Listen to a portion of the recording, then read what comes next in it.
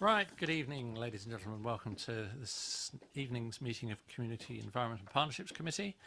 As usual, there are no fire alarms scheduled for this evening, so if the fire alarm sounds, please evacuate the building immediately. The fire exits are located at the rear and side of this room. Go down the stairs and meet in the War Memorial Park. Please note that this meeting is being webcast live on the internet, and I am told it is. And please can all members and members of the public switch their phones off or turn them to silent. Thank you.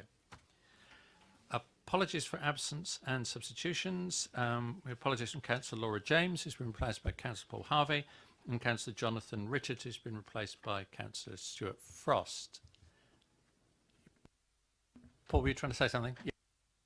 Two of my colleagues, Councillor Jones and Councillor McCormick, will be here, but will be late. The traffic chaos that's going on out there at the moment, they're trapped in. Right, well, we'll try and get it through very quick. No, we'll be pleased. Pleased to welcome them when they get here. Do we have any nominations for the post of Vice Chair? No, we'll carry that forward to the next meeting. The minutes, are there any declarations of interest? No. Urgent matters, there aren't any. Minutes of the meeting held on 19th of July are in the agenda. Is everyone content with them? If so, I'll sign them at the end. Okay, minutes approved. Which brings us to item 6, oral update on the Basingstoke Leisure Park. And we have the portfolio holder, Councillor Robert Tate, here. Over to you. Thank you, Chair. Thank you for the opportunity to give you an update on where we are currently with the negotiation discussions to deliver a potential development agreement for the leisure park. Just by way of background, I'm sure you're all well aware of what the purpose of this is, which is to develop the leisure park currently up to 600,000 square feet with 300,000 maximum of associated designer outlet centre, which has been proposed by New River. As you know, we have been in discussions now for over a year, and it is some considerable time, and it is only fair that we try and keep you up to date with where we are currently in the discussions. And by virtue of the fact that obviously we haven't come to an agreement at this particular moment, it is impossible for me to discuss the details of any particular agreement. However, where we are currently is that we are reaching a point where a decision can be made. I know that I may have said this once before, but certainly now we're at a point where there are one or two items left, and given that we've got as far as we have, one would expect that this to be a relatively positive way forward. However, given the nature of these discussions, it is impossible to say that even at this stage that disagreement could fall out of something that we are still in negotiation with. So where we are currently is that we have been working to one of the reasons why this has taken a long time is that it is a complicated agreement, which has the two parties, New River and ourselves, and one of the issues that we're looking to make sure is that the longevity of this agreement and the protections and the desires of the residents of Basingstoke are protected within this agreement. And of course there are also partners in the form of the Hampshire Trust, who are responsible for the milestones. So this has been a complicated agreement, but largely we are moving to a point of finality, and that finality should be reached, I believe, in a very short period of time, in a matter of potentially days, but you know, these things drift, and is dependent now on the finishing of legal drafting on points which have been outstanding and have actually been brought to agreement. So we're at a point where, as long as the drafting that we now see meets the discussions as they've been tabled, and as long as those then are evaluated against the heads of terms, which is what we were working from the original decision, then at that stage I would be in a position to make a portfolio decision as mandated by the decision which is put in front of me. So we have made the relevant progress. We are pretty much where we want to be. Where we will end up in an agreement as a yes or no, I would still say is a pending matter, but clearly I am positive about where we've got to so far. I'm afraid that's probably what I can tell you in terms of the where we are going and how we're getting there. If there are questions that I can answer, I'll obviously try and do so, but obviously I cannot deal with the detail at this particular stage. Okay, thank you. Any questions, which, as Councillor says, he will answer if he can? Councillor Harvey. I thought Roger beat me to it, but that's all right. I'll start. Thank you. Thank you, Chair. Thank you very much in terms of bringing the presentation, Rob. I appreciate it. The concern we had was we'd heard nothing whatsoever since the Cabinet decision of January 2016 after the presentation that members received that set an awful lot of hairs racing in December 2015. Tremendous number of concerns still outstanding, and while I can appreciate you yourself as the Cabinet member may have confidence, we've seen nothing since. And could you give us a commitment that not simply you taking a portfolio holder decision, not simply that you go ahead with the delegation you've been given, but what kind of consultation or engagement might you have with members such that you might seek to get the broadest confidence of the whole council behind what is an absolutely huge and important undertaking, and also to address the concerns that we all have? First of all, you're quite right. It is a significant, a huge decision for the borough. The portfolio holder decision is one element of a progression to an ultimate decision, which would be the end result is a go from the developer. And from that point of view, the timeline within that of consultation both by any potential developer would be built into the programme. There will be a point of consultation throughout this particular timeline, which will be quite a long timeline should we go to an agreement which then ultimately ends up in a planning application. As far as the decision is concerned from the portfolio holder decision, the portfolio holder decision is quite straightforward, which is based on does any potential agreement fit with the heads of terms which were agreed by Cabinet, and that will be the portfolio holder decision. The next level of decisions in terms of planning, in terms of consultation, in terms of all the rest of it that would go forward, will be part of the next period, assuming we reach an agreement, going to a planning application, which will be a significant period of time. Now, the agreement that we're discussing, the development agreement, should match the heads of terms, and if it doesn't, then obviously I can't take that decision and it would be referred. So from that point of view, there will be opportunity for scrutiny from any decision. There will be opportunity for consultation throughout the period, and we have made it very clear to the partner that consultation and the bringing of the community into this project is a very, very important part of it. So you're quite right. I can only have confidence from what I've seen. I hope that then, once we have reached a potential agreement, that then we can start bringing forward the detail, and there will be significant amount of detail following a potential agreement, which moves it into for want of a better term, the concrete nature of development. At the moment, it's a hypothesis, which says there's a heads of terms. Can we get an agreement to match it? Hopefully, yes. If we can, then it becomes a project, and that project then will have all the rest of the consultation that goes within it. Thank you, Chair. I guess where I'm driving at, really, Robert, to be absolutely frank with you, is that taking that decision and moving us to a point, and I mean a point of no return in the sense that the council potentially signing agreements in a legal fashion through due diligence and the other processes that will have been gone through, but it will take us to a point where, in a sense, it will be very difficult for this council then to get itself out of the agreements that it may have signed, despite what may come after it. And that's quite a significant waypoint in deciding whether we do or we don't support what is in front of us. And I know there are huge concerns in the town centre amongst both the small and larger businesses about the impact of this on them. There are huge concerns about Basingview and the manner of which decisions have been taken, and then afterthoughts have led to, oh, we didn't think the consequences of that, and that's led us to have to look at potentially decisions that are impacting, again, on our town centre.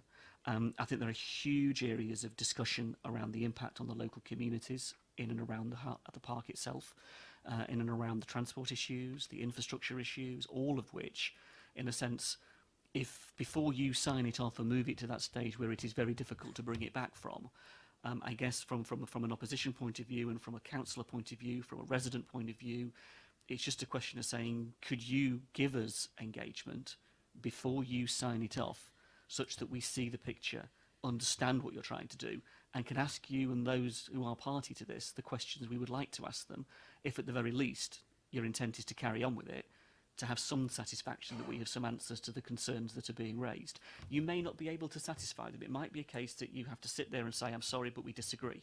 And that's fine, but at least we've had that conversation before it gets to the point of no return. And I don't want to get into a debate, Chair. It's not fair to get into a debate about New River Retail, who they are and what they are and the processes they've gone through. That's not for this debate. I'm talking about the decision that the councillor will be taking.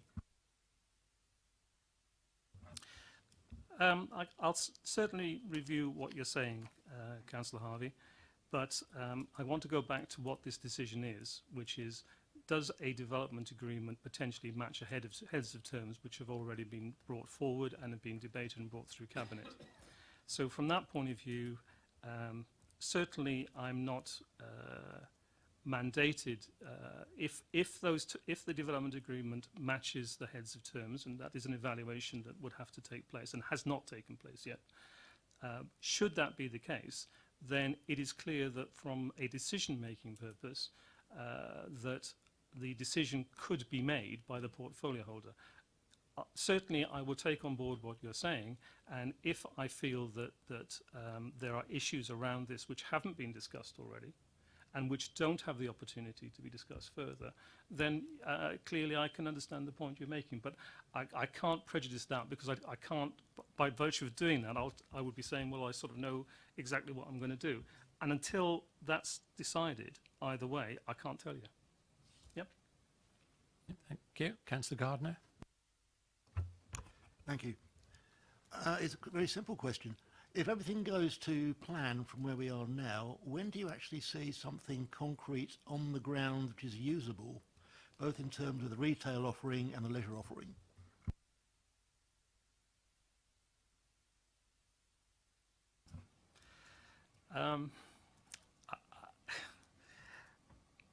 What I think, I don't think I can answer that question just yet, Councillor Gardner. Within a potential agreement, there is a series of backstop decision dates, which would say those would be the dates by which certain other things might happen, and those would be negative. So if I were to say to you, those are the dates that I would use, those would probably constitute a further discussion, which I can't answer the question of. All being well, the first part of it would be a planning application. Okay, let me try and give you a better picture than the negative. There is a period of time to lead up to a planning application, which I think you would expect to be, it's unlikely to be less than 12 months. And from that, then it's whatever the planning application and call-in process is, and one would expect that would be called in by, potentially by the Secretary of State, because these have been done recently. So there's a timeline in there which could expand because of that. I think what I would like to tell you is that when you see the potential agreement, should we reach it, it will tell you what the worst case is, and from that you can begin to extrapolate the best case. But it would be wrong of me really to do more than say, you know, there is a planning application period, then there's a review period, and then there are a series of dates which will follow from that. I probably don't want to get any closer than that at the moment. I'm sorry to be a bit sort of evasive with it. I'll ask a question, which also you might not have answered, but I do remember from the original discussion and briefing on this was that from New River's point of view, they were only going to go ahead if they thought they'd signed up a sufficient proportion of the retailers they would need. Are you able to tell us anything about whether they think they've got enough people signed up for this? In answer to your question, in that we are still working positively to progress the agreement, the answer to that, should be sustained as being a yes. That's probably about, but it does remain within a discussion within the development agreement that there are a requirement from their point of view to have a certain level of sign-up, and that remains part of the development agreement. Anybody else? Okay, well, there isn't a paper, there isn't a recommendation, we aren't asked to do anything, but I guess we can, unless Councillor Harvey's about to suggest. This is the only opportunity I'm going to get some comments recorded, if you don't mind, Chair. Whether the committee agree or not is a different matter. I would like it recorded that there are very serious economic concerns from our partners in the town centre, and we would be fool not to recognise that. They are deeply concerned about the economic impact that this proposal will have on them, and to date I have not seen any evidence, any presentation, anything that gives them confidence that their concerns can be allayed. I am deeply concerned that New River Retail would poach from our town centre. They have admitted as much. They would quite happily like to take stores like Gap out of our town centre. I've seen no evidence, no debate, no information about reassurance on those issues. And that's in a sense why I'm looking for the engagement really before it gets too far. So some just concerns that are out there. There's more, but I'll leave it at that. But to register, Chair, that we couldn't let it go without raising those issues would be wrong and remiss of not supporting our town centre businesses if we didn't. Councillor McCormick, we'll talk about how we can minutes. Dare I suggest this is a topic we should be discussing as a committee in terms of the retail provision in the town and the outlying centres, because I do have some concerns alluded to by Councillor Harvey in terms of some of the shop units in the town and how long they've been empty, and I think that's a job of work for this committee. So with your permission, Chair, I'd like to bring that to committee. Councillor Tate's going to say something. I mean, and we had a very long discussion on this probably over 18 months ago now in this committee when all these concerns were raised, and we passed on our comments to Cabinet, and subsequently Cabinet has made a decision which has set out these heads of terms that Councillor Tate alluded to. I think that was even called in, wasn't it, that decision? So it's been through all that process. Now, I'm happy for us to note that we know no more about this than we did when we discussed it 18 months ago, because that's factually true and in that sense uncontroversial. I'm not sure there's any point in us tabling another discussion because, as Councillor Tate has said, the heads of terms were agreed by Cabinet and challenged, and the decision stood 18 months ago, whatever it was. And so if it ticks all the boxes, then the decision's already been taken. If it doesn't tick all the boxes and there's more discussion, then yeah, I'd be very happy for that to come back here. But I'm not sure there's any point in us having a discussion on something that's already been decided. We might, I'm just thinking at the top of my head, work out whether we had any role when it gets to planning. We're obviously not the planning committee, but I dare say we could put in some comments as anybody else can on a planning application. But Councillor Harvey, you were going to say.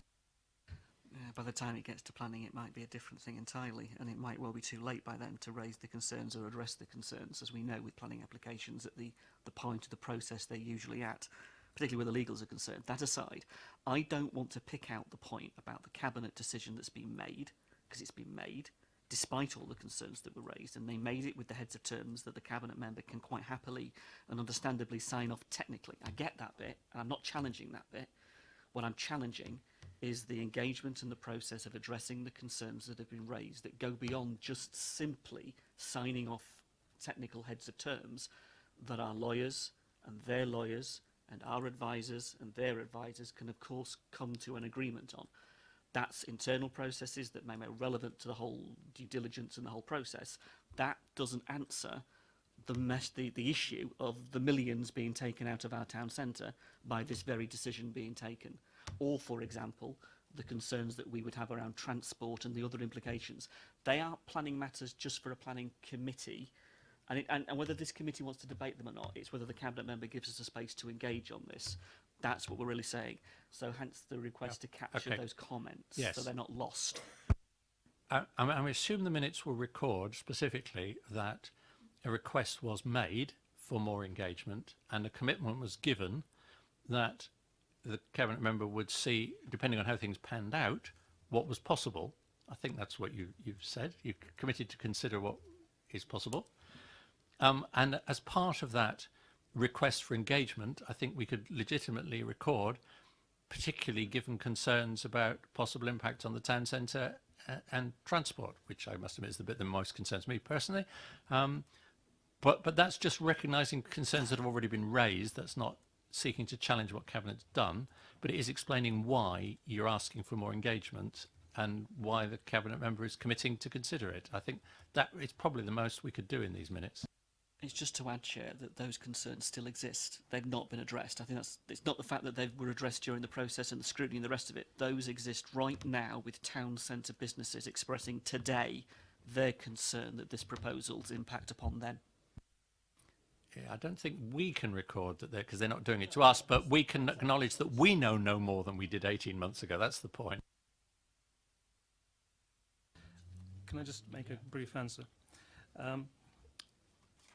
Certainly, first of all, the issue of retail and the effect of retail was discussed at Cabinet, and it was also part of the appendix paper, which was an original assessment of potential retail impact on the town centre. So it would be unfair, first of all, to say it hasn't been discussed and there has been a detailed report. I think that, again, taking into account, and it is a real concern, I don't dispute that there should always be concern about both the issues of transport and the issues of retail impact. But I would say that the approach that we're taking is I think, an evidence-based approach to this, and that in due course that evidence will become part of a dialogue which will be part of any discussion of a potential agreement. So from that point of view, I think there has been discussion. I would also be tempering the comment which says that New River have been made it clear that they wanted to poach from the town centre. That isn't the case at all. It's always been very much part of a discussion and agreement and discussion dialogue, both with members and also with potential partner New River, to ensure that that was not the case, and that I hope that you will see, should we get to this agreement, that there has been a significant discussion which is evidenced within the documentation, which says actually it is clear how both the concerns have been addressed by evidence, and also the concerns have been addressed in terms of discussions to get to this particular agreement. So I'm not trying to minimise it, because I think it is right to be concerned. But Cabinet made the decision initially, and I still think it is a reasoned decision based on the fact that the evidence before us at that particular time, and I think subsequently also, indicated that yes, there would be an impact, and this is reliving part of that discussion. There would be an impact, but it was a manageable impact on the potential growth as opposed to the actual fiscal value of business in the town centre today. But without getting into a debate on the detail of it, I can only record that's what was discussed at that particular time. Councillor McCormick. So just so we're clear, we have previously discussed a number of years ago as a committee concerns about the town centre, the state of the retail provision, the number of empty units across the board, food, clothing, department stores, pubs, that sort of thing. That went to Cabinet, and the solution that has been arrived at is to build more retail at the leisure park. No, what I'm saying is that the discussion as to a potential impact on the town centre of a potential designer outlet centre on the leisure park was discussed. That's not about the potential or the problems or whatever's happening. That decision is a different discussion completely. What I'm talking about is the evidence about the effect of a decision to have a designer outlet centre on the leisure park site and its potential impact on the town centre, not about the town centre per se. Well, I'd like to have the committee look at the town centre per se. If we're saying that the West Ham Retail Park will not significantly impact on the town centre, there's still work that needs to be done to improve the town centre. We've got plenty of parking in the town centre. We do have other issues potentially with transport, but we certainly have a lot of issues in terms of the quality of offer at the top of town, which won't be addressed. And I'm saying that as a committee, this is something we should look at. We should be looking at the daytime and the nighttime economy of the town with a view to generating solutions to it. You know, we're not necessarily alone in this, but we are faring better than some areas and worse than others. I mean, Bracknell have taken years to open a new shopping centre in the centre of Bracknell. In the meantime, Reading has had nearly all of Bracknell's retail customers, and they've probably poached quite a few of ours. There was a time I can remember when the top of town was absolutely heaving on a Saturday morning. I mean, those days are long gone now, at least 10, 15 years ago, possibly more like 20 years ago. So I think it's incumbent on us as a council to look at what's been going on and try and breathe new life into the town centre. And I think this is the right committee to do that piece of work. Just we haven't, on this committee anyway, looked at the town centre per se, and it is a piece of work that could come committee. I'm just not sure whether it should be this committee or whether it's an economic matter that ought to go to EPH. But if you're happy for it to be minuted that was, you know, it was suggested that this is a possible work topic, and the chair agreed to consider whether this was the appropriate committee, is that we can do that, can we? And other than that committee, are we? Yeah. Councillor Taylor. Could I just agree with that? I mean, I do think we have got a town centre that is beginning to empty itself quite a lot. We're assuming that the new retail park will have a big impact, and we're going to, you know, any further decline we'll blame on the new retail park. But I mean, obviously there are huge other factors like internet shopping, let's face it, which is obviously causing people to shop in a completely different way. So we need to think outside of the box, really, don't we? Not inside the box, which is trying to cut out all competition, but outside of the box to see what else we can do with our town centre and how we can attract people to it. It'd be great to be part of that. Yes.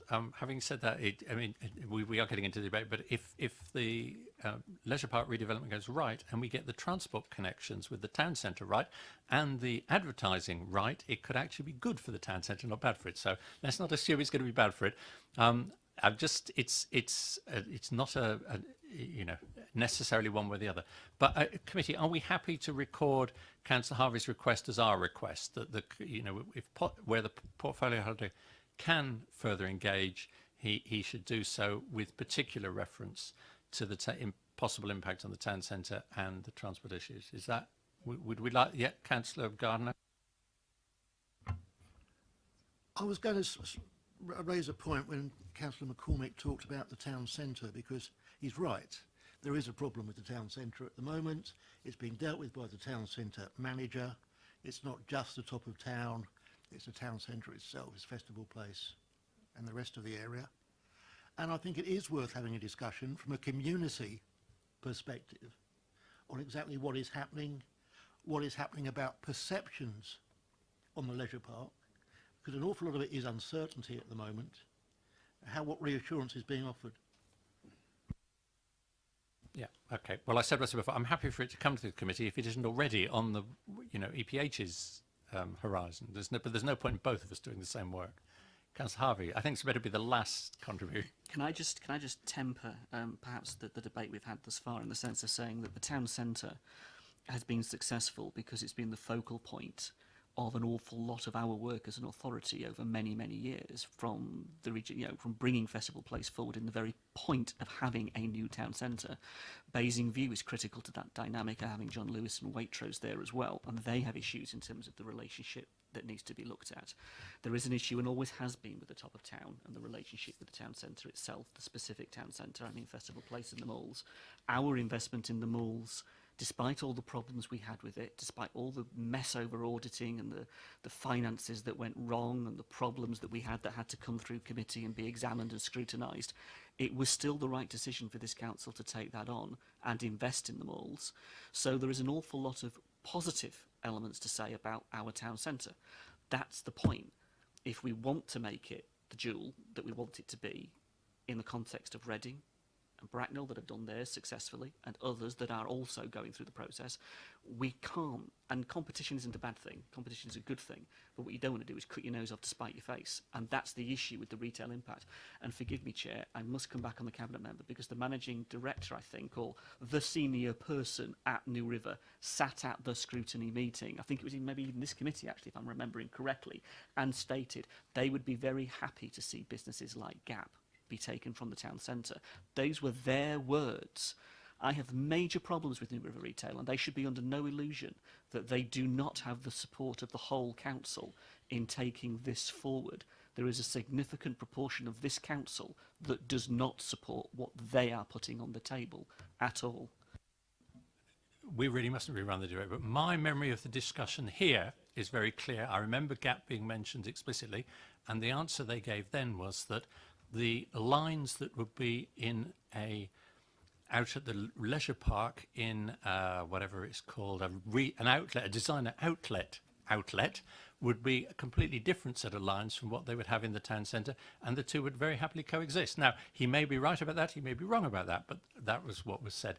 So we're going to give Councillor Tate the last word and hope that the minute taker knows what I'm expected to see in the minutes.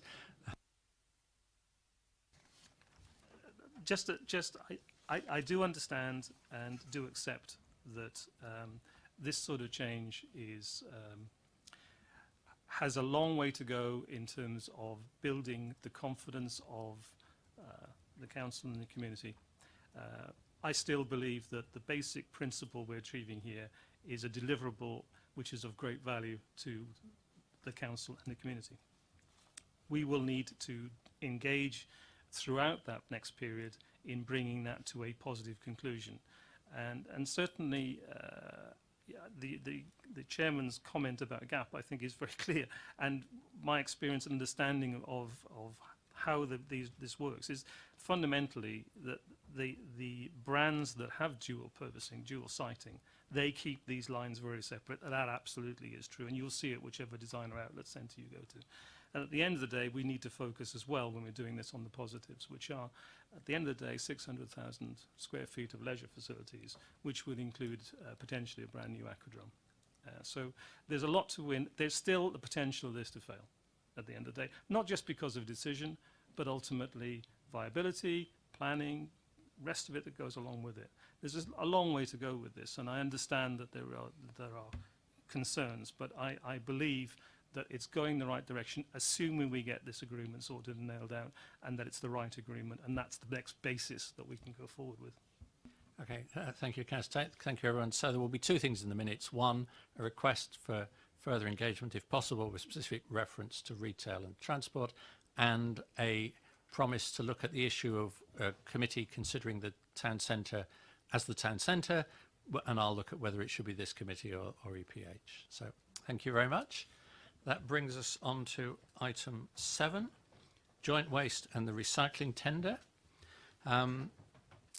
We've Councillor Hayley Eachus here as the portfolio who's going to introduce things. We also have Miles Crosby from the research. Welcome to you.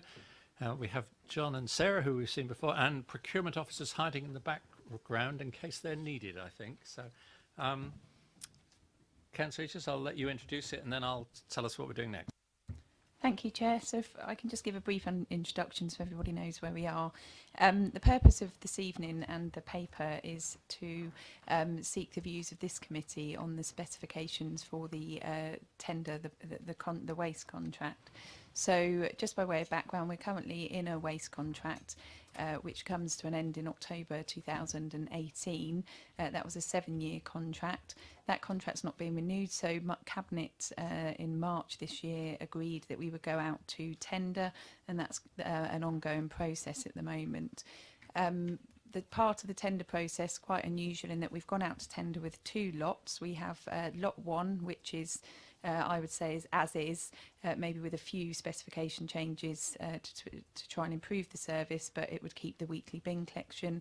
Then we have lot 2, which is an alternate weekly collection, which means you still get a bin collected every week, but it would be your black bin one week, which is your normal waste you can't recycle, and your green recycling waste another week. So we're now at the point where next week on the 20th of September, Cabinet need to make a decision to allow the process to continue as to whether we're going to go with lot 1 and lot 2, or lot 2. So to assist Cabinet in making that decision, we're here this evening to seek the views of the committee. You'll probably all appreciate that the waste contract's one of the biggest contracts this council does, so many millions of pounds. So it was very important that, given this will be a contract of at least 8 years with an option to extend by another 8 years, so a possible 16-year contract, because of the money involved, etc., it's important that we look at all the options at this stage and gather residents' views, look at what the figures were in respect of the cost savings and different ways we can try and increase recycling. I've always been very clear that we need to look at ways to increase recycling in this borough and also reduce our carbon emissions. So as part of the process, we took on board Q&A Research, who have gone out and done a statistical analysis. They've met with residents, and Miles Crosby, who's here this evening, is going to do quite a detailed presentation on that. He's doing that next, I think, or you're going to take... We've got 2 public speakers, so I think the chair will take first, and then Miles will be doing a presentation. Just a couple of other things I've picked up mainly on social media recently with these issues coming up, and the fact that the committee is meeting this evening. All the comments that have been made about weekly collections, alternate weekly collections, so I do take all of those on board. I do note that the majority of the comments are all in relation to the materials we can recycle. So I do appreciate that every borough you go to, you can recycle different things. And just to explain, that is because of the infrastructure. So we are the collection authority, so we deal with collecting the waste from curbside and the households, and then our contractors take that waste to either the energy recovery facility, the incinerator in Chinham, or they take the recycling waste to Alton. And it's the infrastructure that we have that then dictates as to what waste we can and can't recycle. So we are working with Hampshire County Council, who are the disposal authority, to look at other materials to recycle, and we do that through Project Integra. At the moment, we are looking at ways to try and ensure that we can recycle at curbside plastics like pots, tubs and trays, and we are always looking at other ways, but I'm afraid that is Hampshire County Council, and I do work with them to try and increase that, but it is all based on infrastructure as well.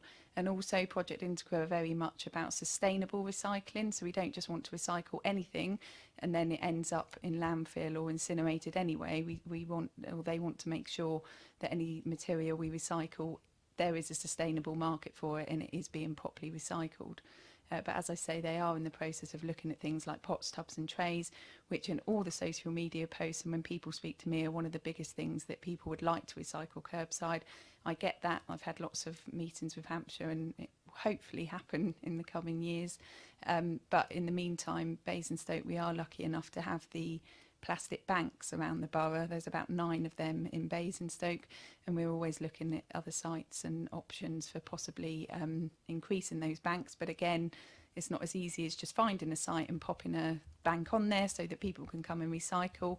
We have to make sure that there is a market for it and that the contractor's not going to end up overloaded and not be able to sustainably recycle those things. So do take all the comments on board. I appreciate there's pros and cons on each side of it, and we're here Miles's presentation tonight, and obviously there'll be some questions of him.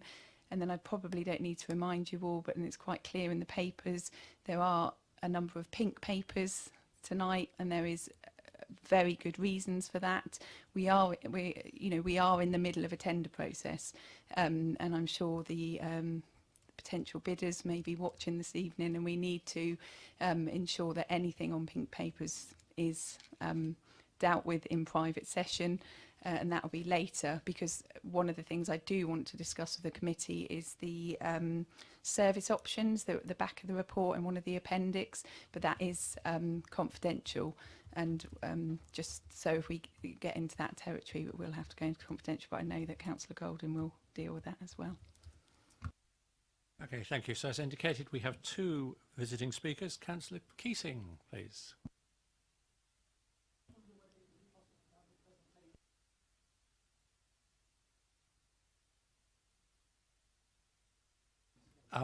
The presentation, assuming you've seen the papers for tonight's meeting, the presentation follows very closely the executive summary that's actually already in the papers.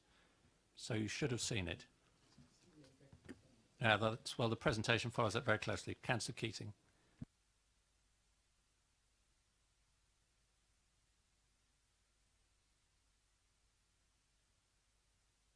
You have 4 minutes.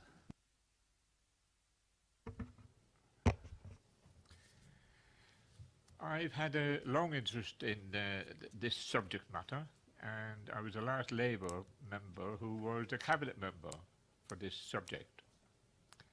And I was in 2005, I was the cabinet member that eliminated the option of alternate weekly collection. So, if nothing else, I delayed it at least 10 years. But I want to suggest to you, you shouldn't accept that option. What you're really saying in the papers is, if you go for as is, we're providing the same level of service to every single household in the borough. If you go for lot 2, alternate weekly collections, what you're really saying is, we'll reduce the service to every single household in the borough, and you won't even reduce the tax.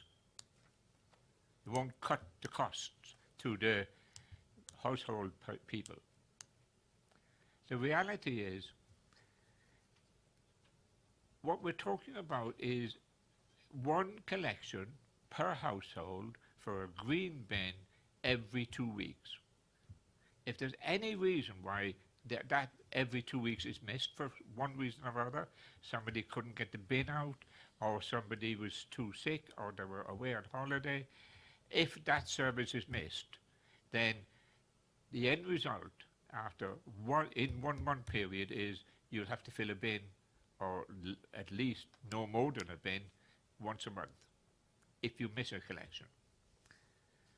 There is continual refusals to collect the contents of bins more often now than ever used to be. I've seen bins being refused collection when the lid is simply a simple way up from the flat portion. These are examples of authority imposing rules which are unreal by the service provider. But we're paying for these services. In Southam, I'm being very specific, there are at least 5,000 houses. 5,000 houses. No, in the west of town. 5,000 houses that were built 50, 60 years ago. And those places had lots of flats. And there were no bin stores built 50 years ago. There were no bin stores for flats. And believe it or not, there are flats in Southam who continually, people who own flats, continually refuse to provide bin stores. The principal landlord in many of the houses in Southam is Southern Housing Association. We've been trying to persuade them for 10 years to build bin stores so that people wouldn't have to abandon their bin outside a block of flats. Because if you have 10 or 15 bins outside a block of flats, they're all mixed up. Nobody knows who owns them. Nobody knows who's putting into what bin, and they're continually causing a problem. So if you're going to insist on alternate weekly collections, we need to insist on having bin stores. Thank you. That's your time. Thank you. Thank you very much.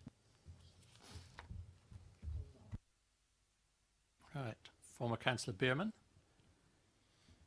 It's nice to see you, but every second or third committee you come back to see us, so it's welcome again. But I'm afraid you only get 2 minutes, as I think you know.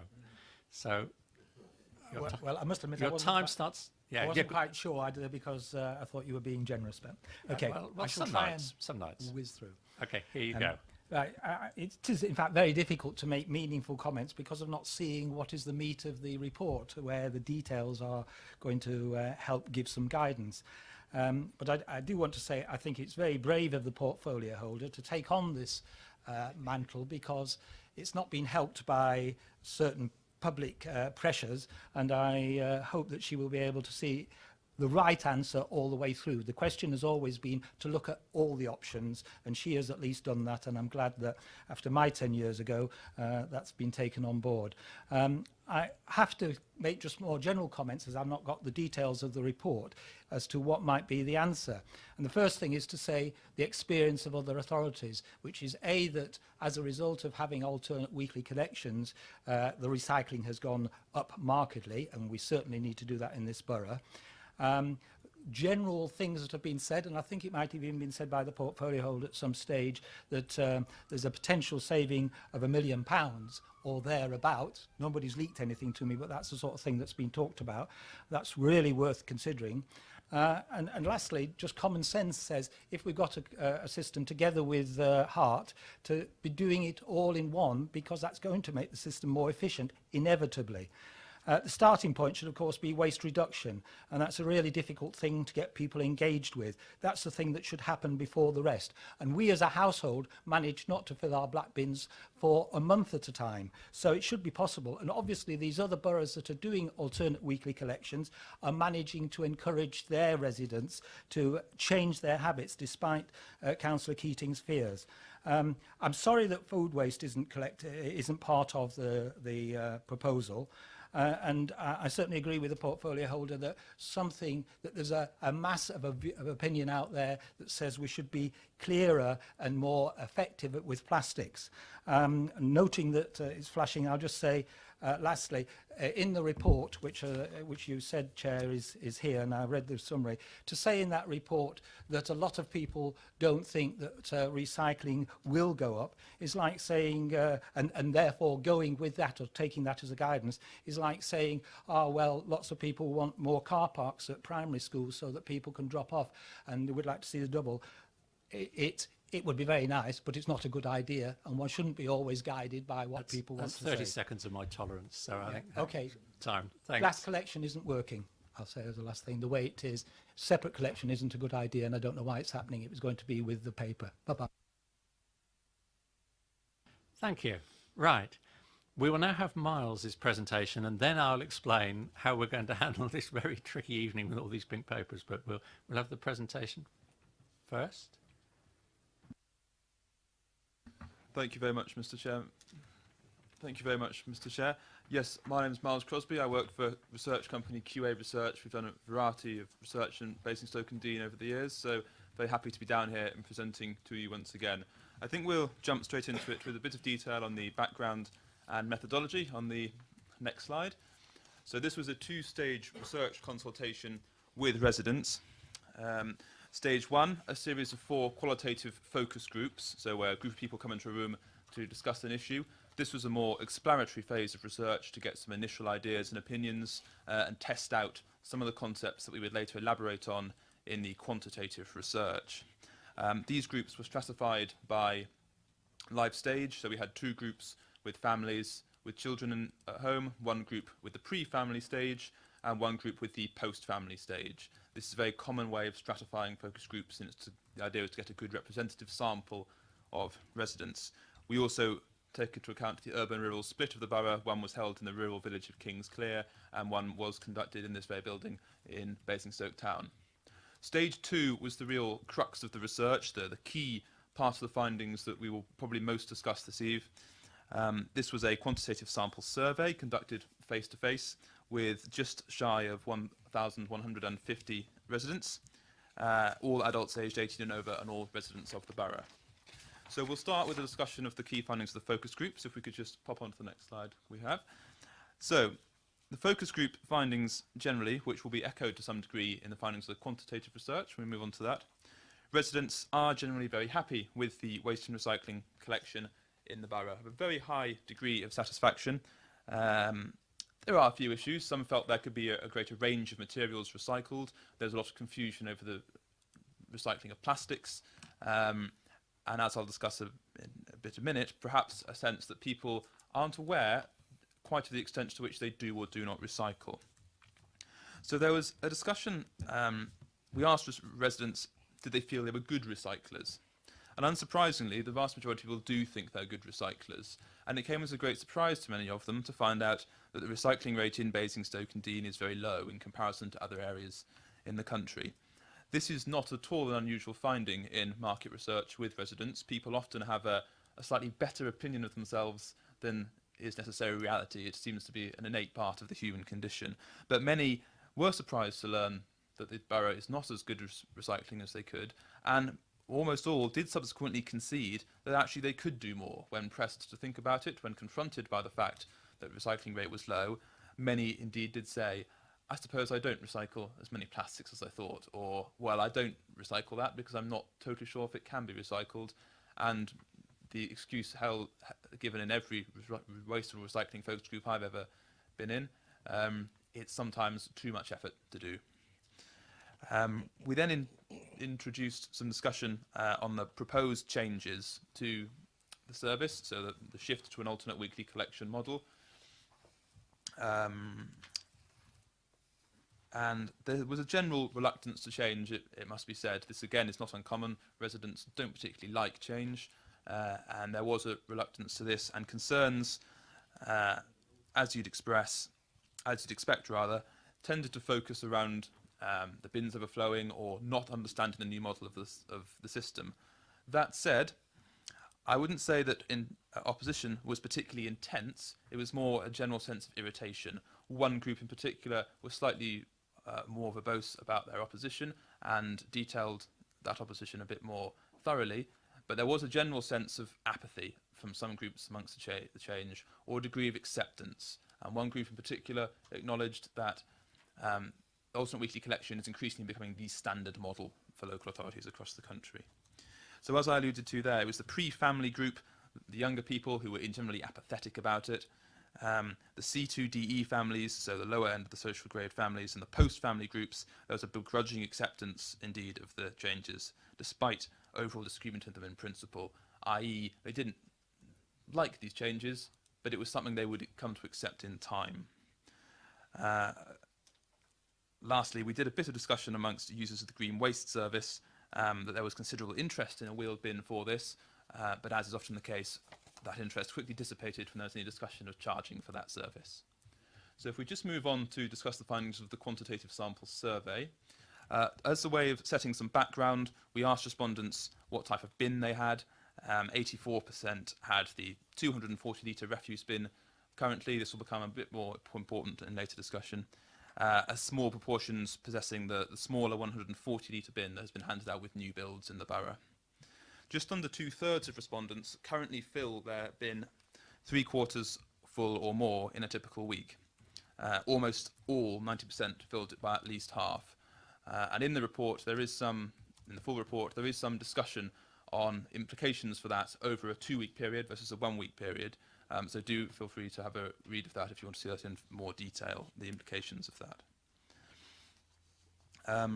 In terms of helping to reduce the amount of waste produced, common answers included less packaging on foods and other goods, and that's again a common theme we see in local authority residents' research about waste and recycling. People often criticise the amount of packaging on food, packaging within packaging and so on, plastic packaging that can't be recycled inside a cardboard box that can, and so on.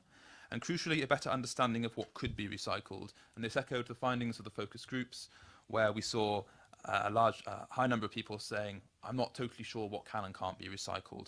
So a degree of awareness needed, greater awareness from that. It is, of course, the eternal conundrum of communication versus reception of that communication. I'm sure much is done, and I've seen, just being in this building today, posters and things about recycling, but there is clearly a need for greater awareness perhaps there. So we then moved on to talk again about satisfaction with the waste collection, just before we moved on to the proposed changes. Yep, correct slide. Again, very high satisfaction with the waste collection service overall in Basingstoke and Deane, and much higher than the UK average. Across all UK local authorities, 77% of residents are satisfied overall, and 39% very satisfied. In Basingstoke and Deane, these figures much higher, 93% satisfied overall. Yes, 93%. 94% satisfied overall with refuse and 93% satisfied overall with recycling. So Basingstoke and Deane ahead of other local authorities, or certainly the average across England in terms of waste collection. So we then, before we introduced the changes, and I must stress the order of how we did things in this survey is very important, and try to keep in mind what respondents know when they're answering certain sections of this. Again, this is detailed more thoroughly in the report, precisely what we told them about these changes. But prior to discussing the changes, we asked about their attitudes to principles behind them, specifically how far they agreed that there was a need for the council to make it easier for residents to recycle, to reduce their impact on the environment, to make it easier for the council to collect recycling, to meet recycling targets, to save money, and so on. And residents almost unanimously felt that these were important. Indeed, 9 in 10, or around 9 in 10, rated each as fairly important, or far more often as very important. So a high degree of agreement in principle with the ideals behind recycling, with the need to make recycling easier, to increase recycling, and so on.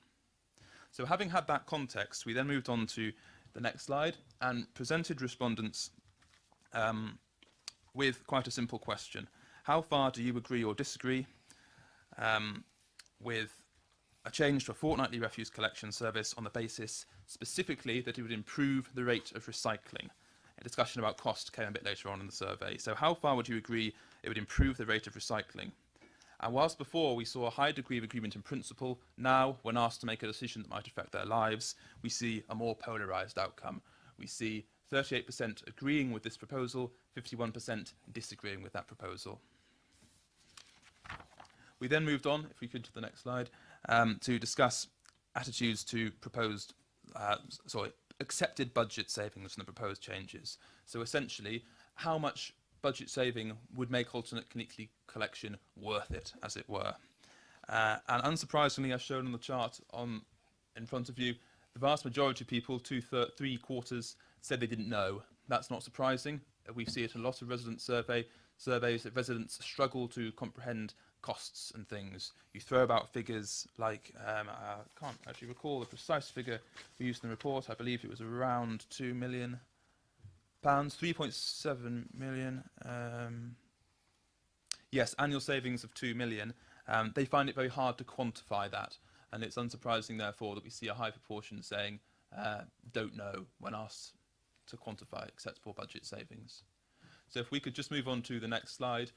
Having now primed them to think about cost and given them some figures around that, we then asked respondents how far would you agree or disagree with this move to alternate weekly collection on the basis that it would reduce the cost of collection. So to clarify, previously we asked them about improving the rate of recycling. Now we're asking them how far they agree with this on the basis it would reduce the cost of collection.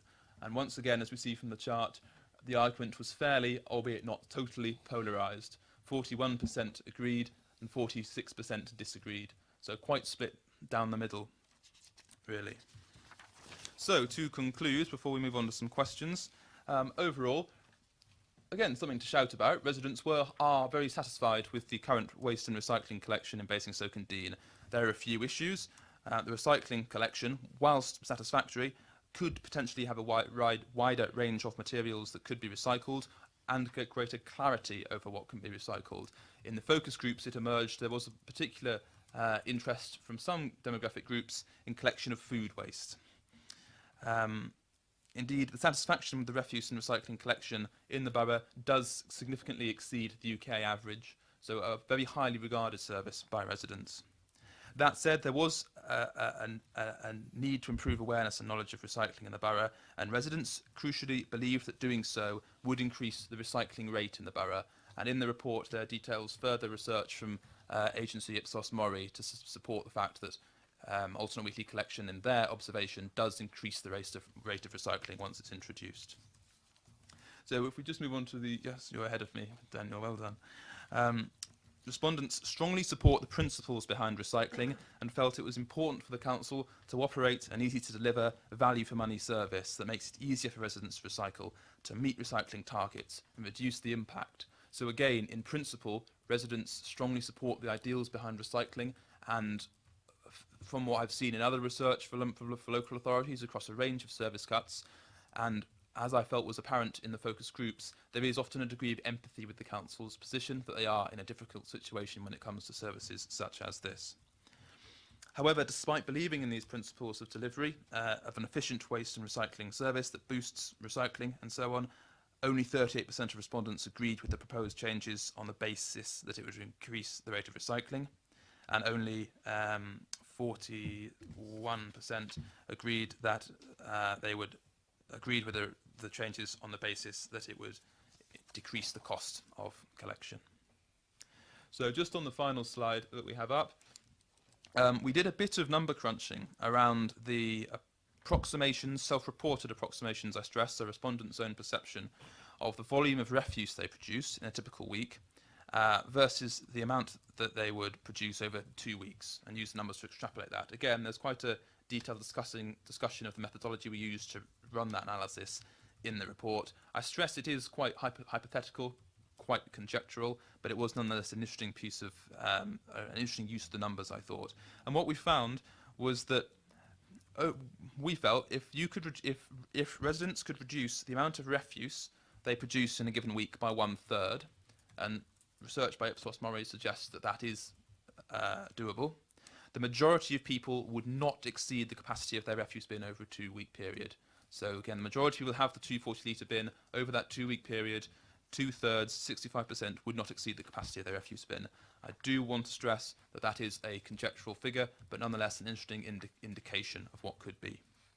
The results from the qualitative focus groups support that. They suggested that some respondents did feel they could recycle more and did feel that there was scope to improve the rate of the recycling in the borough, and many conceded that they would have to recycle more if they had to make their bin stretch to 2 weeks.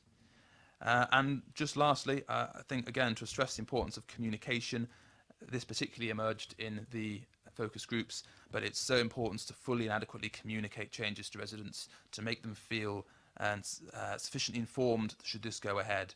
The preferred medium for doing so was through hard copy media. There is still a preference for that, despite being in the digital age now. But again, communication of these changes will be vital. So I'm happy to open the floor to any questions. Thank you. Before we do questions, I just want to talk about the procedures now, because we got these pink papers. Because say for the benefit of our visitors and those watching us on the webcast, which may well include some of the people who are participating in this tender process, there are basically 2 things in our pink papers. One, there is some additional information that will help us to reach a conclusion as to whether we want to recommend Lot 1 or Lot 2. There are no names of the people who have tendered. There are no amounts. Officers have found some ingenious way of not prejudicing the tender process while giving us a bit more information that will help us. But we are not going to be able to discuss that in public. The second part of it is, as Councillor has already mentioned, some service options which are not mentioned in the white papers will not be able to be said in public what those options are, but it would be very remiss of us not to take the opportunity to discuss them and give our views. So I think it's essential that we will have to go into private session at some stage. And because I think it would look extremely bad if we start reaching conclusions on Lot 1 or Lot 2 before we've had the discussion of the bits in the pink paper that add to it, I will implore you in this session, do not say whether you favour Lot 1 or Lot 2. If we do, I shall move us into private session and we'll miss the opportunity of the public discussion with Miles. So for this bit, questions to Miles and questions on the white bits of the paper, that is fine. We will then move into private session to discuss the pink bits that relate to Lot 1 or Lot 2 and the pink bits that relate to the service options. We will then come back. We'll have to find some subtle way of summarising for the minutes the discussion on the service options without saying what they were, and then we will give everybody a chance of the committee to say whether they favour Lot 1 or Lot 2, and I will make sure that everybody gets a full chance to say.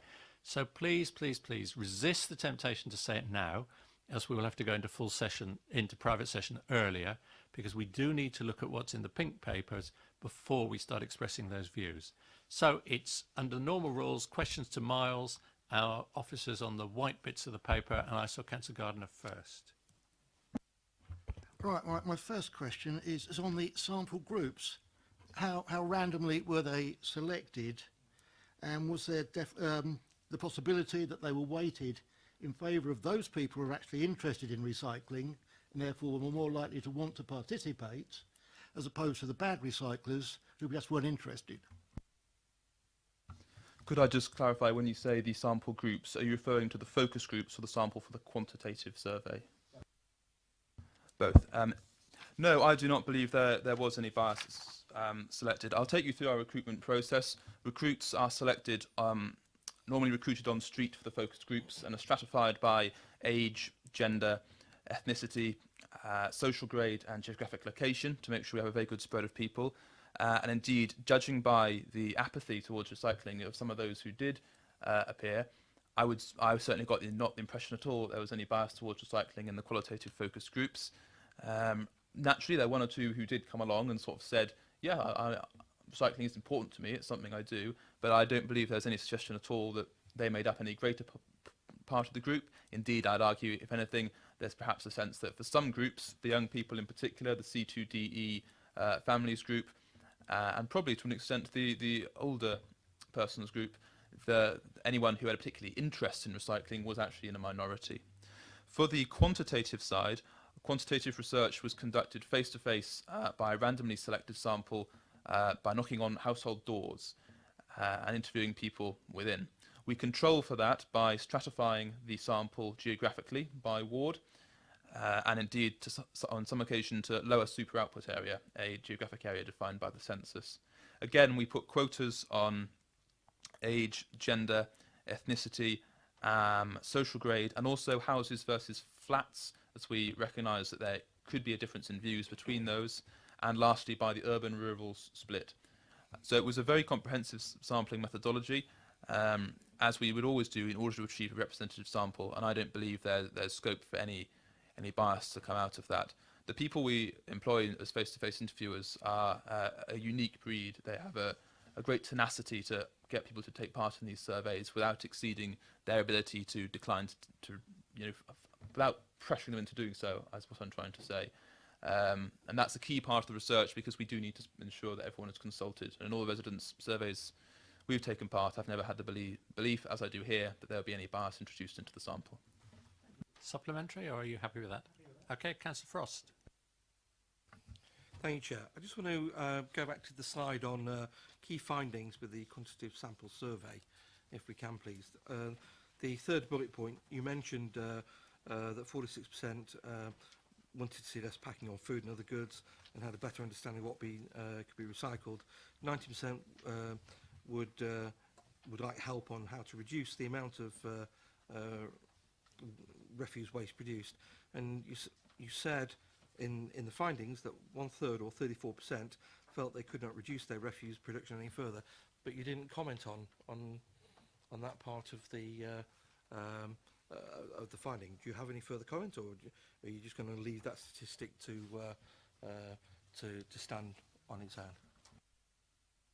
Yes, apologies for no comment there. I'm always aware of time, so I try to zip through these things as quickly as possible sometimes. Yes, 1/3 of respondents did say they felt they couldn't reduce their refuse production any further, and that was also something that came out in the focus groups occasionally, people saying, particularly when the changes were introduced, oh, well, I don't feel like I can reduce my refuse any further. It's a fair comment, and there probably are cases where that is true. I would stress that this is residents' own perception of their behaviour, and as I alluded to earlier, there are sometimes instances where that perception does not always meet reality. To give you perhaps a more solid concrete figure on that, independent research conducted by Ipsos Murray found that following the introduction of an alternate weekly collection, 75% of households reported they were recycling more. So there's some crossover there. So that figure of 34% would suddenly only become 25%. So we've already established that an independent piece of research, if we can assume, and it's a bit conjectural, but if we can assume that 34% figure would also apply to the research Ipsos Murray did, a good chunk of those people actually found they could recycle, they could reduce their refuse when they were required to by the change. But I do concede there will be some people who say they can't produce their refuse further, but there is a sense, I think, that perhaps when pushed, people can. Is that satisfactory? Do you want supplementary? Thank you, Chair. Yeah, thank you very much on that. I'd just like to go back to the, you explained 34%. I'd like to go back to the 19% of people wanting a better understanding of what could be recycled. In any of your, I appreciate it's quantitative, but did any of your sample surveys offer as what could we do to actually help them understand what could be recycled?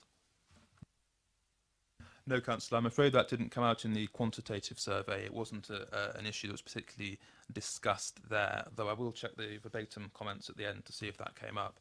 It was something that did, however, come up in the focus groups, and again, a lot of it centred around communication and sort of, well, the council should explain more, should help us more, should provide us with leaflets or posters for the wall, or it often centred around communication and the need to better communication over what couldn't be recycled.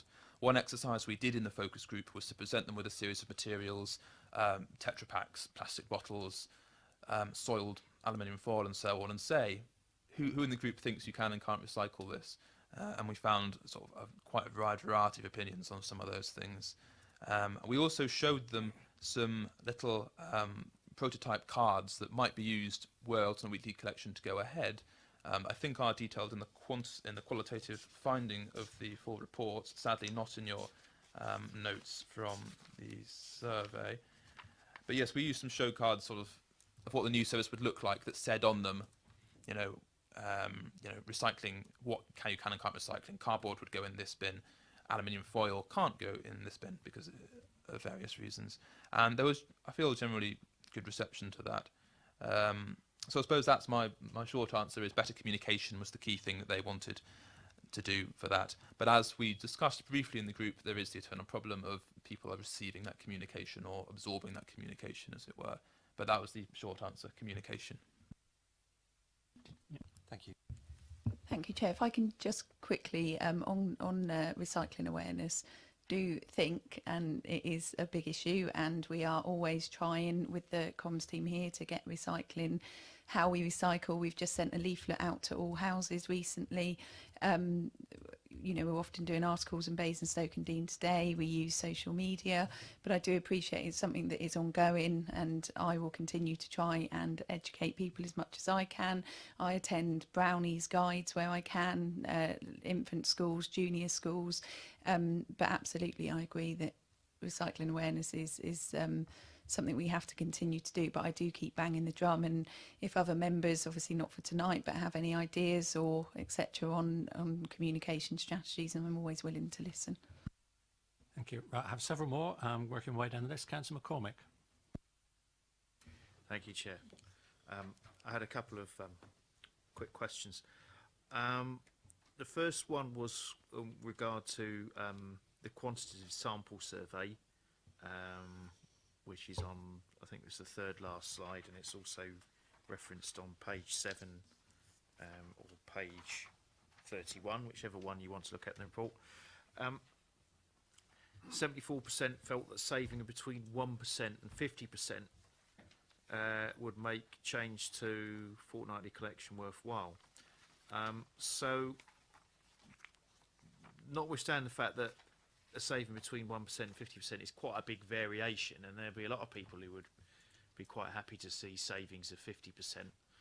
1%, I'm not altogether sure if that's worthwhile at all. When that question was asked, was it made clear to residents that that would not mean they would be saving that on their council tax bill? That's my first question. Yes, just before I answer that, a quick thing on the 76% the figure for between 1 and 50%. I stress that that is a percentage of those who felt they could give an answer and not a percentage of the entire sample. So if I just refer to, if I can just find the figures myself in the report, how embarrassing, I can't. But no, that larger figure you quoted is a percentage of those who felt they could give an answer. So it excludes those who said they don't know, as opposed to the entire sample.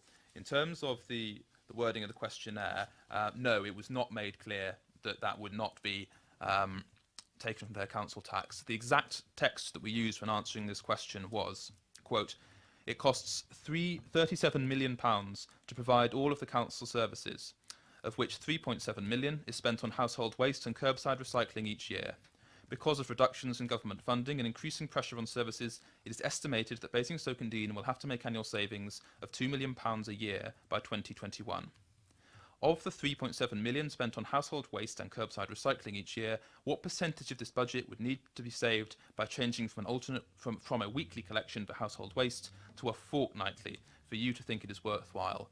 So that was the exact question text, and no reference was made to council tax or where that saving would come from.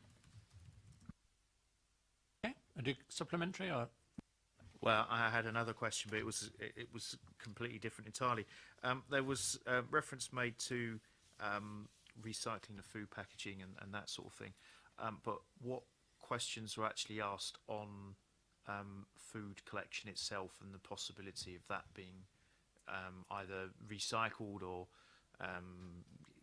facilities provided to residents to dispose of it, organically in the garden or whatever, or any other means of separating out food waste? I get the impression no questions were asked on that. Would I be right in thinking that?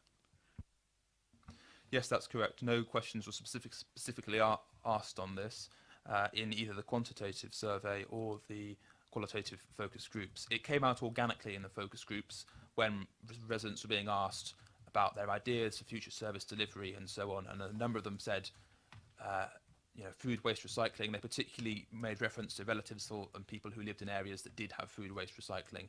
I think it might have also come out very briefly in verbatim comments collected at the end of the quantitative survey, although it didn't come up with any particular frequency. Yeah, so we had 2% of respondents to the the quantitative survey spontaneously at the end said provide a food waste bin when they said any other comments.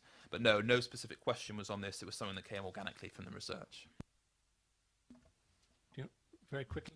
Yeah, just quickly. So the purpose of the questions was in relation to a change to AWC and etc. Because by the time this market research was carried out, we'd already decided or made a decision, and we hadn't just dismissed it out of hand. We'd done a lot of work and looked into it in detail, that food waste wasn't going to be part of the tender process. And there's many reasons for that. One of them, we incinerate our waste here in Basingstoke, which is obviously a positive thing. It's not going to landfill. The cost of implementing food waste is extremely high. I've got some figures here. You've got so it could be around £1 million a year in costs that we'd have to obviously dispose of the food waste, etc., provide caddies. And also research shows that although recycling rates increase with food waste, over time people tend to change their habits because they start to see how much food they're wasting, so they don't dispose of as much food, and it does reduce. So for many reasons we didn't go with food waste, and that's why it didn't form part of the research. Thank you. Councillor Regan. Thank you. In terms of the research, you'd say the conclusions, would you say quite clearly state that the borough is split 50-50 on this? And I can give you some help, because I was out this afternoon walking around the Russell Howe Park in my constituent ward, and I asked 5 people their views on alternative weekly collections, and 100% were against. So that's a bit of cognitive research. But but say that the conclusion, the research did not give the answer that I think that the administration was looking for. Yes, from my point of view, the research is quite clear in that, depending on whether it is on the basis of cost or recycling, around 40% of respondents were in agreement with the changes, around 45 to 50% of respondents disagreed with the changes. It's up to the individual members how they interpret that, whether they interpret that as being a 50-50 split or whether they interpret it as being greater or lesser agreement. I think what we can all agree on is that it's a tricky issue. If I may say, a sample of 5 people concentrated in one area, in my line of research, would not classify a representative sample. But I can appreciate that that is a sentiment you can get from talking to a small number of people. So I suppose this is my roundabout way of saying it's not for me to decide which way the people are saying. I've just presented the figures in as an objective a way as I feel I can. And just very quickly, I did see that Councillor Harvey put on social media my Twitter handle and my email, and I've had one email, and that was in favour of AWC. Good. Well, please try and resist the temptation to quote too many more of what we have. We've all had emails and things on this subject and seen Facebook posts. Councillor Regan, did you want to supplementary, or are you happy with the answer? Oh, Can I ask a question of the Cabinet member? Certainly. This first come before this committee, I wasn't on this committee, I come and spoke as a visiting councillor, and I raised the issue that Councillor Keating raised about the bin stores for our flats, and I was told there were talks, you'll be talking to Sovereign. How's the talks going?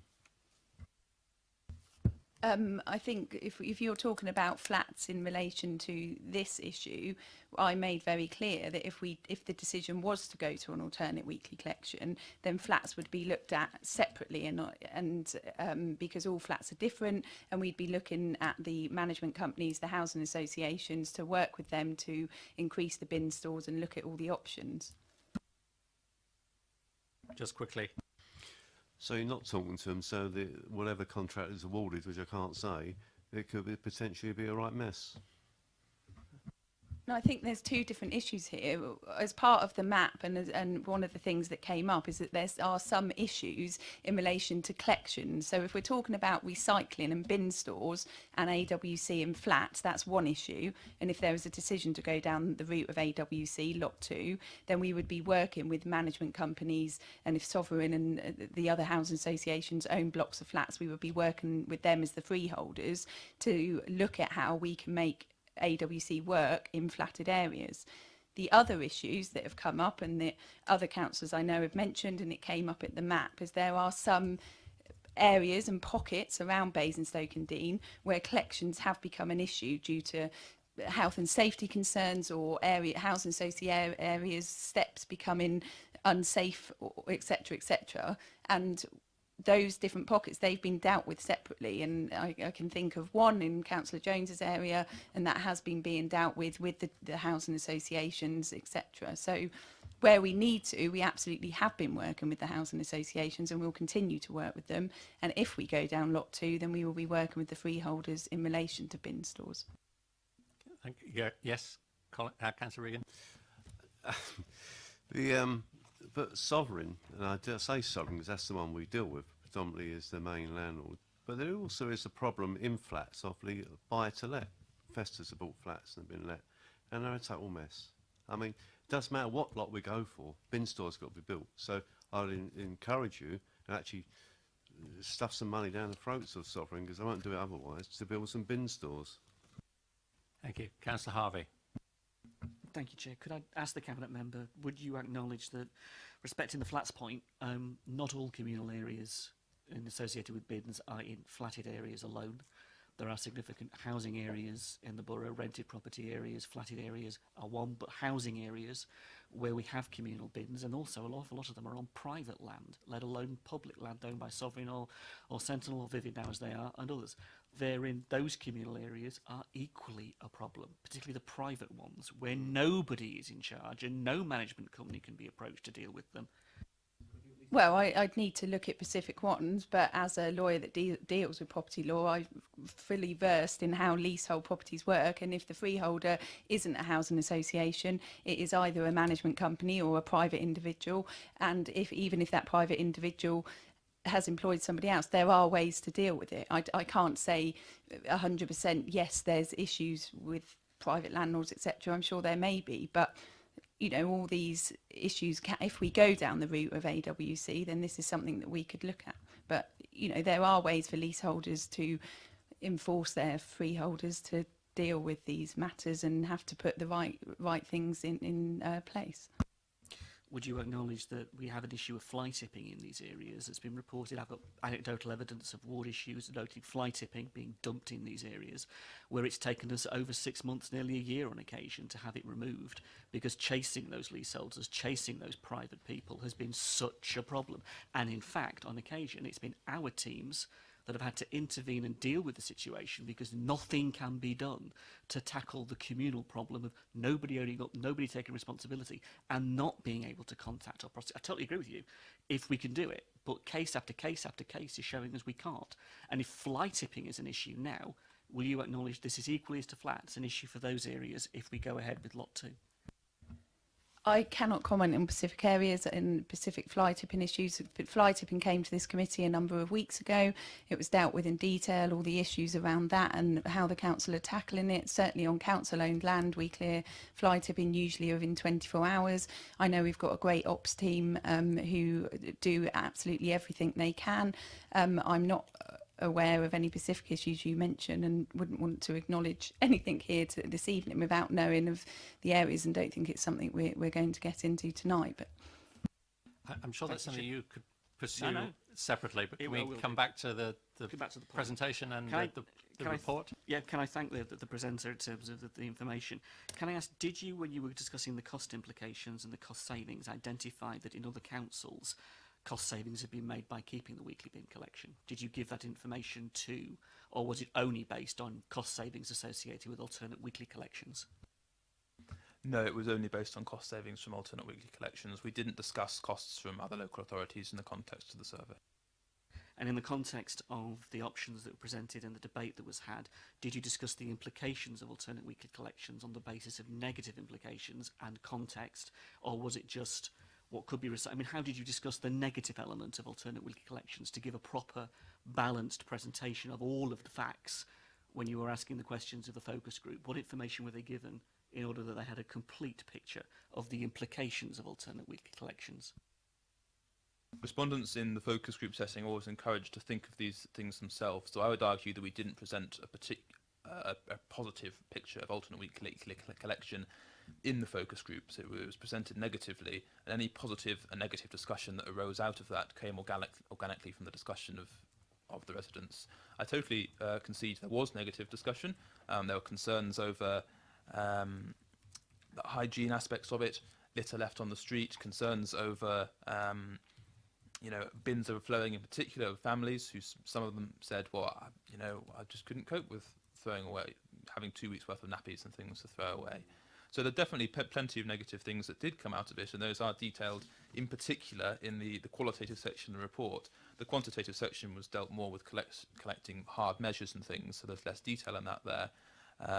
But those negative sort of implications that came from residents are certainly discussed there. So just on the basis of that, the key question was, do you support the principle of recycling more? Then you led on to questions about service area and the financials that you gave, such as, here's a presentation that shows £2 million, the figures that you gave in the question you asked, that then led on to AWC as being an option. So in a sense, the conversation was started in one area, clear principle, and led through a series of questions that resulted in the outcomes that you had statistically, and also the commentary you gained from a qualitative point of view, a narrative point of view, rather than simply a quantitative analysis based upon the figures you had in front of you. I'm sorry, Councillor, I'm not quite understand the question I'm being asked. Assertions that you've made, and you've made a number of assertions this evening. Forgive me, I'm a social scientist, so I do understand these things, and I teach this.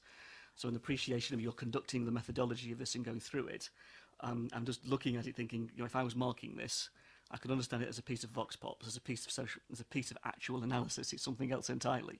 So I'm just looking at the point of view that you gave an awful lot of credibility to narrative this evening, which I think is important, the actual experience of people. What I'm interested in is then that leading to some of the quantitative things that you've said, because you had those conversations, those negative things were said, but residents weren't told that the cost savings could be given from weekly collections. They were not told about the negative impact of AWC, but you presented a positive picture because your first question was, do you support the principle of recycling? So of course people are going to say a positive reaction to a question in that way. Who wouldn't say they support recycling? It's a very direct question to ask somebody in the very first part of the conversation you have with them. So I'm fascinated by the methodology. I'll leave it there, Chair. The members obviously, the colleague's obviously given his answer, and I respect it, and we'll pick it apart in debate. Yeah, you can, certainly, yes. Yeah, if I could respond, I take your point. It's in certain interpretation of the way the research was conducted. It wouldn't be my interpretation, but then that's probably to be expected, seeing as I conducted it. In terms of sort of the quantitative aspect of it, you mentioned that we arguably led respondents by talking about the principles behind recycling, and we see huge numbers of people agreeing with those principles and saying, yes, I do think it should be easier for residents to recycle. Yes, I do feel we should reduce our impact on the environment. But on the very next question, when we asked them about that, 51% of people did disagree. So despite that, we still see half of people did still disagree. So I don't feel that they were suitably led in that instance. But I accept that it's a tricky interpretation involved there. Certainly, I would reiterate that we conducted the research entirely in good faith and as objectively and neutrally as possibly. Can I thank you for the work you've done on this, and it's appreciated with what we've got in front of us. You know, my critical point of it is my critical point of it alone. But yes, it is interesting to see the level of response you got to that second question, and the adamance, if you like, from a statistical point of view, the 51% being quite a significant figure of the sample. So yeah, I appreciate that, and thank you for your work on it. Councillor Jones. Chair, I've only got two questions. You mentioned the reduction in waste with the Murray pole thing, and the way I was listening, I did come in late, but I think I caught most of it. Surely the thing that's come out the most about this, the people are saying there isn't enough things to recycle. Would that not have shown up with the Murray pole result? If a lot of these councils, Paul, for instance, has 3 or 4 different bins for different things, so they're recycling things, and you're quoting as if we went over to a fortnightly collection, it automatically assume that we're going to recycle more.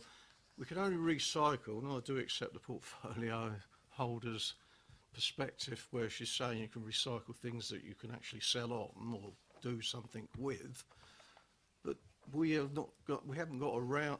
We've got a few items compared to other boroughs and other councils. Surely that's what you meant, and we've actually, coming out of this survey, is the fact that we don't have enough to recycle different goods. It was interesting in the focus groups that one group in particular took exactly your point of view. They critiqued recycling in the borough and the low rate of recycling as a consequence of the structure of recycling in the borough and a limitation of the current system. Of the 4 groups, they were the only ones to do that, although I concede I felt they were the most switched on about the recycling process overall. But looking at it from a population point of view, I think overall the results do suggest that the vast majority of people could recycle more within the current system.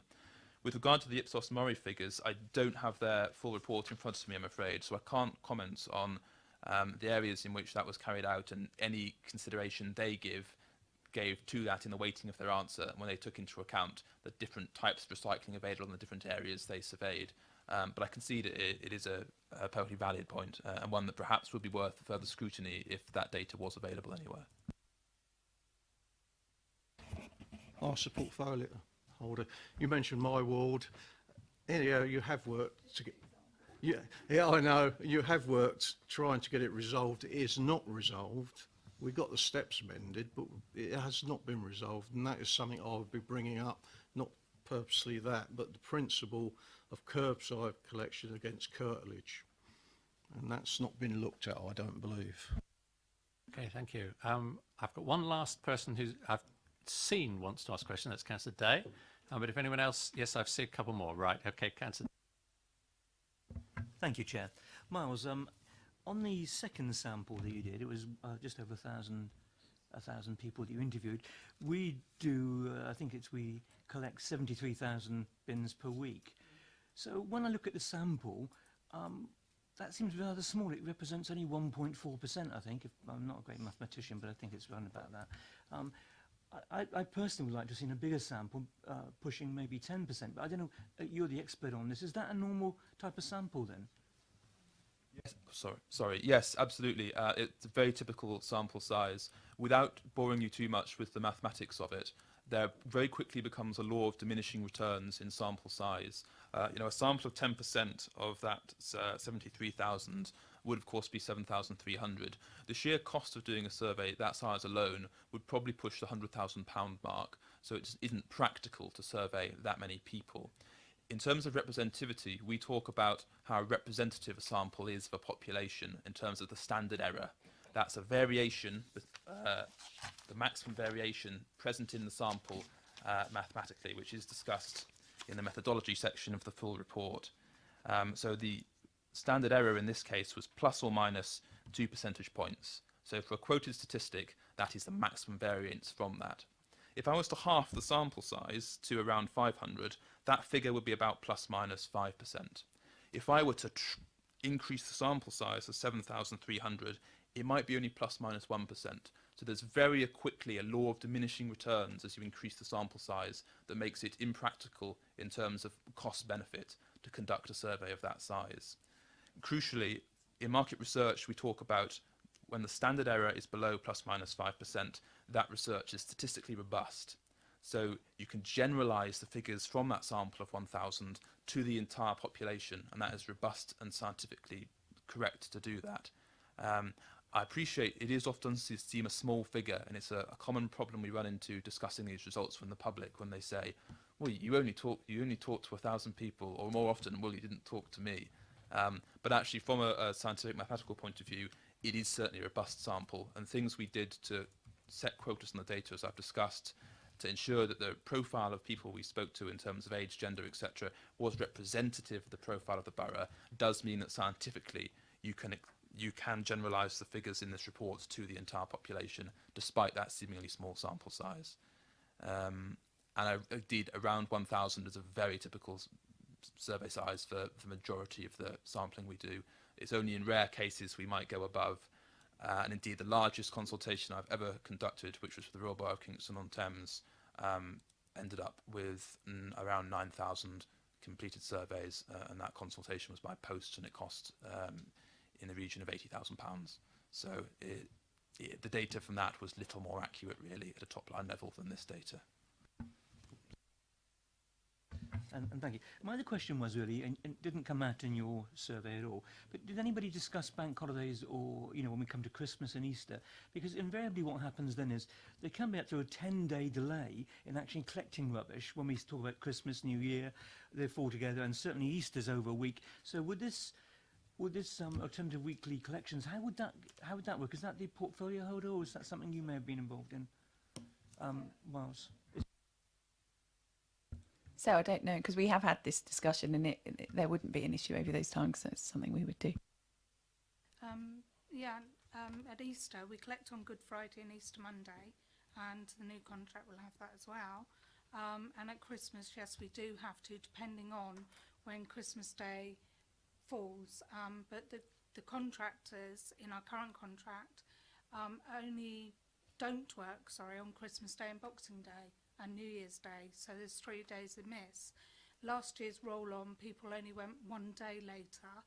The year before last, they went 2 days later. We've never actually gone any more than 3 days at the most later than their normal day of collection.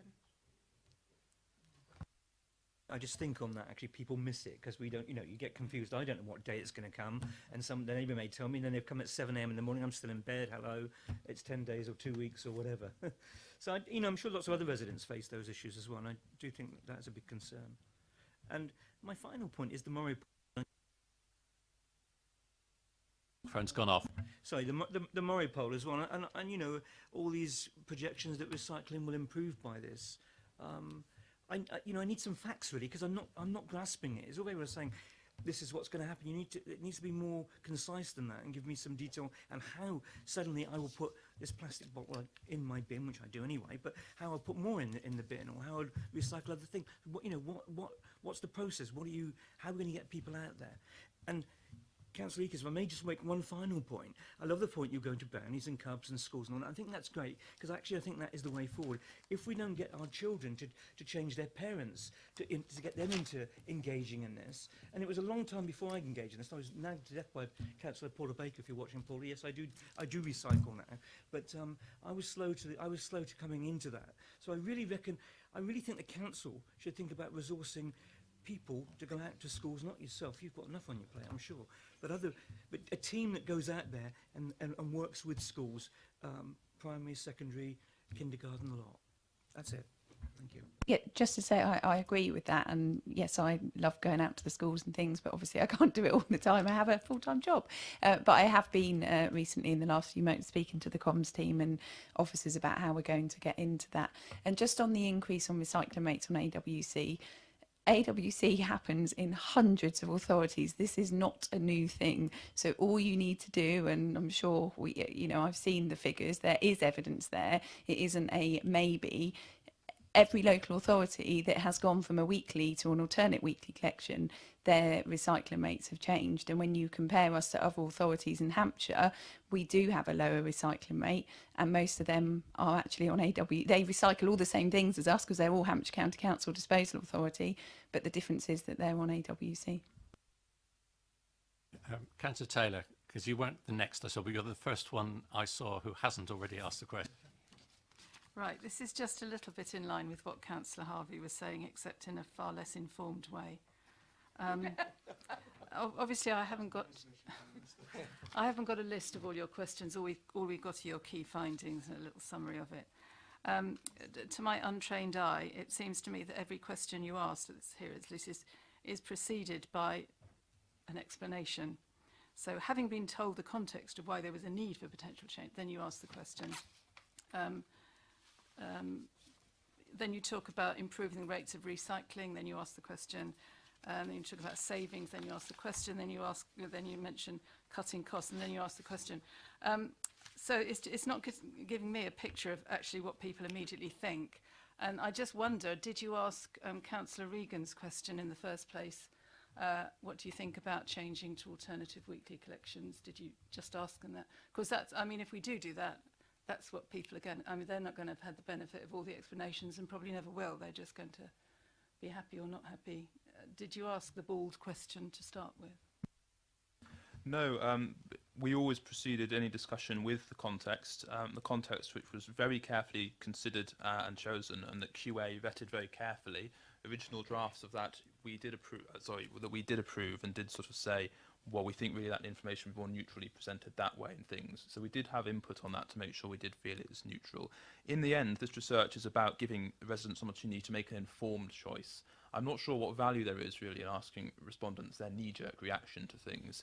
It might be interesting, and we saw that a bit in the focus groups where people had an initial, oh, I don't like that reaction, and then as the groups went on and they discussed it more amongst themselves, albeit with some prompting from us, you do start to see their opinions change. So really, the descriptions we gave them were always intended to be a perfectly neutral way of giving further context so they can make that informed choice. In the full version of the report, sadly to save paper, I omitted it from my printed copy, but in the full version of the report, it does detail our entire questionnaire and discussion guide to the focus groups at the end. So you will all be able to read that and make sure it sort of make your own opinion of that as to whether we were fair. I certainly feel we were. Because again, we wanted to make residents to make an informed choice about this, and I feel very confident that all information we gave them was neutral facts. Back to Councillor Gardner. Thank you. This is mainly for the portfolio holder, but Project Intriga has a hierarchy of waste, and it starts with waste reduction. And waste reduction, typically we've spoken about, is packaging, which is recyclable packaging. So if we were successful in getting waste reduction, our recycling rate could get worse, which is an interesting twist to it. But when we've had a look at what we've got in the grey bins now, what is going in there that could be recycled? Are the grey areas on our leafleting where there are things which could be relatively easily identified which are being thrown away now, which could be recycled?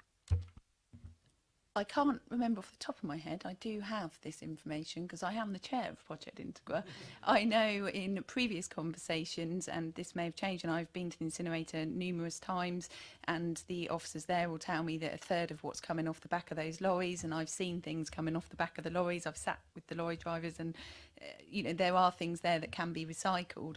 What I have suggested recently is to do more of a comms, awareness on plastic bottles. We see a lot of that going into the incinerator. there is some confusion over that, and you can understand why. Some plastics you can recycle for one reason, others you can't, and plastic bottles we can recycle. So I do just want to make the point, though, yes, we're always looking at other things to recycle, and we want to recycle plastics, etc. But we still do have a wide range of things we can recycle in Basingstoke. We've got an alternate weekly glass curbside collection. We can do tin, cans, paper, cardboard. I mean, there's loads of things that we milk cartons, plastic bottles, all of that. So, but I appreciate the awareness. As much as we try, there's always going to be an element of people saying we don't do enough, but we should always continue to do more, and we will continue to do so. But certainly, the figures I get from Project Integra is at least a third of what's going into that incinerator could be recycled, and that could be recycled in Hampshire, as in what we're allowed to recycle now. But so we will start looking at different materials and doing different, maybe social media campaigns, etc. on them. Right. I'm going to allow Councillor Rowland to go. Sorry, I think Councillor Garner is hoping he's coming. Councillor Garner is hoping he's coming back. So I'm very hoping- quickly, and then hoping to come back quickly. and then Councillor Rowland, who hasn't had a go, and then the other people have already had a go. Are there some rounds which are worse than others?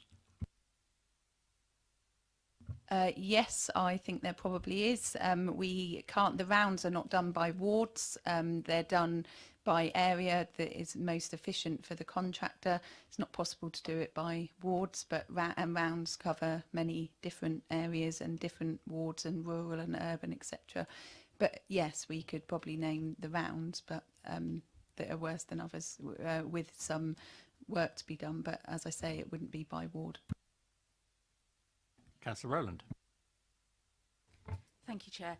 On the analysis and on the findings that are presented, some of the figures are around how much could be reduced but it's based on the 240 litre bin.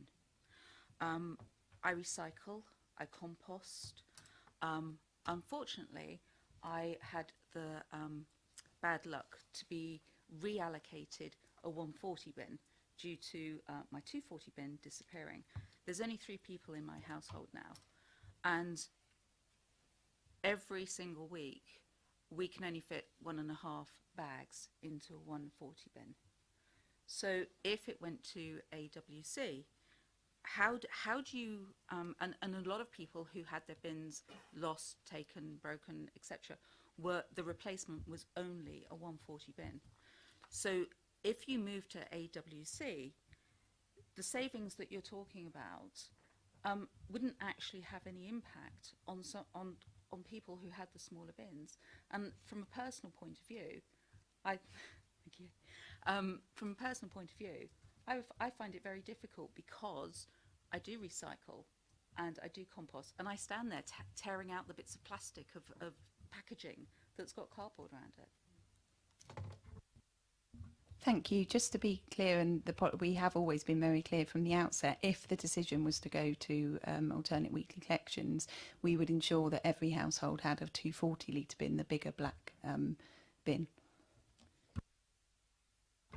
And is that on all family sizes? Because I know that at the moment, if you fall below a certain number of people in the household, that actually changed. No, so everybody would have a 240 litre bin as standard, and then we do have a policy, and we'll continue to have a policy, that for bigger families they can apply for a bigger bin or two. It would either be a bigger 300 and something litre, or it would be 240 litres, but they have to make an application. But we have a policy for that, and we've always had that policy. Is there a cost involved in replacing the 140 bins, and has that been fully costed? Yes, we've done all the costings in the first. So if we did have to replace all the 140 litre bins, there aren't that many out there, then of course there would be a cost to that. And that's all been fully costed. I've got the figures somewhere. So the savings you would make on AWC would be slightly less in the first year, not just because you'd have to replace the bins, which is actually one of the smaller costs. It would be costs around the communications, maybe extra officers in the contact centre just to assist people in any questions they have. There may be round changes. So all of that, we'd want to invest as much as we could in the first year in assisting people get used to that change. So the first year, we've always said that actually the savings may not be as much, but from then on they could be substantial. Okay, again, with my policy of letting people who haven't had a question go first, Councillor Carruthers. Question for Hayley. I have a larger than average family. There's 6 of us in my household, and we recycle, but my grey bin is obviously pretty full. I use the local recycling facility, which in Tadley is at Sainsbury's, and I believe that that is a Basingstoke maintained facility. I find that that is always full. I can't get anything in it, so my recycling bin is full. I don't want to then overflow into my grey bin, and I go up there and I take it home again because I can't put it in there. Will those facilities be emptied and maintained more frequently if we were to go over to alternate weekly collection? So I understand that the facility at Sainsbury's and Tadley isn't a Basingstoke and Dean one, so that's private with Sainsbury's, and we don't get involved in that. I often get called with bins, plastic banks, for instance, Brighton Hill being a very popular one, being quite full. But if it's ours and we have control of that, then we speak to our contractors and we try and do more, try and get them to empty it more regularly or put in extra bins there, and we're happy to do that. All our banks, our recycling banks will stay when we go to AWC. If we went to AWC. Maybe that's just my dream, but there we go. No, I'm joking. No, I didn't mean that. That was a slip of the tongue. If we went to AWC, we would keep our banks. If Hampshire County Council decided to recycle plastics at curbside, we would have to keep an eye on whether the plastic banks were then used as much and see whether we needed to keep them. We still have glass banks around the borough, and we have a curbside glass collection. So, but yeah, we're not planning on taking away any recycling banks as far as I'm aware. Okay, and sorry, just a minor point, but from what Councillor Carruthers was saying there, she's entitled to additional capacity anyway under the current policy. So if she wanted that, that's something we could certainly provide her with details of. Extra green bin for free if you like recycling and have the space. Do you want to say some more? Yeah, it wasn't so much whether we were going to keep them, it was more whether we were going to increase the maintenance and empty them more was really what I was getting at. Okay, on to my list of people I've already got. Councillor Jones. There's a quick question. It's about contamination. Have we got any figures on contamination? Because years ago, when I had that portfolio, it was quite... The people going over fortnightly collections, the contamination in the green bins was high than what we've had, and I believe ours is still quite low in comparison. Is that not true? Yes, Basingstoke's one of the lowest contaminators in the borough, but like I say, the evidence does show that. So we do. I haven't got the figures with me, but we have got charts, and Project Integra publish them quite regularly of the contamination rates across Hampshire. But there is still the point and the evidence that says about a third of what goes into the incinerator can be recycled. Can I just come back on that? Because that to me is a reason why not to go that way. Because what we actually put in our bins actually gets used. Because if it's contaminated, it isn't. Even though they may take the weight and it ticks a box, we're not here to tick boxes. We're here to do the right thing. And my view is that... Yeah, can I just... I can't remember what point you arrived, but I've told people not to say anything about whether they favour Lot 1 or Lot 2 in the open session till we've had I'm not on about Lot 1 or 2. I'm on about the principle behind contamination. That is the point I'm making. And if a bin is contaminated and it's thrown away, it may be ticked as a recycling, so we get the credits, but it's not doing the job. Okay, thank you. Sorry, I just didn't want you straying down somewhere we weren't going to go. It was just to say, I think on the contamination there, you're saying throw away. I think you were thinking of contamination of the recycling. Yes. But the there's no evidence to suggest that that's higher with AWC. So that's changed over the years, has it? Because it used to be, I'll be honest. Thank you.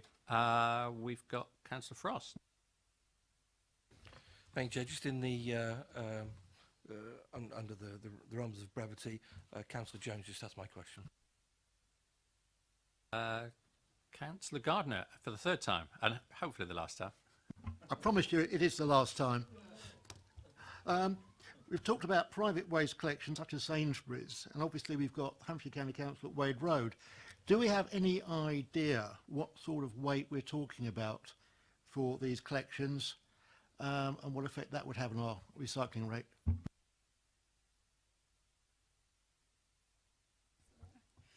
Sainsbury's weights, actually, whilst they're private, they actually come into our recycling rate at the moment. We're allowed to include them because it's from people within our borough. Excuse me. Wade Road we cannot include because that is a household waste recycling centre which is controlled and under Hampshire County Council as a disposal contractor. That is something they are responsible for and have to provide. We cannot count any of that information into our recycling rates currently. You're allowed a supplementary, despite my comments. Although we can't include it, do we have any idea what it is? Yes, we do. We get the information on a monthly basis and we can provide that. But I don't know what we're talking about. Sorry. Perhaps you could let us know offline exactly what effect that would have. Thank you. And indeed, when we get to the end of the meeting, we'll notice that we've got household waste recycling centres on our future agenda, so it may be relevant for that discussion as well. Councillor Harvey. Thank you, Chair. Forgive me, I know I'm visiting councillor this evening, but I'm glad you have, because if the County Council's cuts go through as they're proposing, we're going to have a fight on our hands to keep Wade Road open. They've openly declared they're willing to close them, and they're also talking about cutting the hours again, even more on top of the hours they've already cut. So we're going to have one hell of a fight on our hands with the county with what they're proposing in their budget cuts. It's quite dramatic, and that'll have a knock-on impact on this as well. So, yeah, I mean, I appreciate that, Chair, if that's coming relatively urgently, I think, to influence their budget process.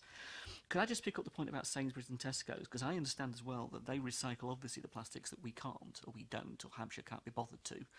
And in that context, a lot of residents are now using those facilities to actually recycle things they couldn't do in our system. And I think that's quite an important point in the context of where residents are finding other means to recycle more that affects our service provision, the way we're talking about it. The other point I wanted to pick up on was the whole notion of the food waste bit.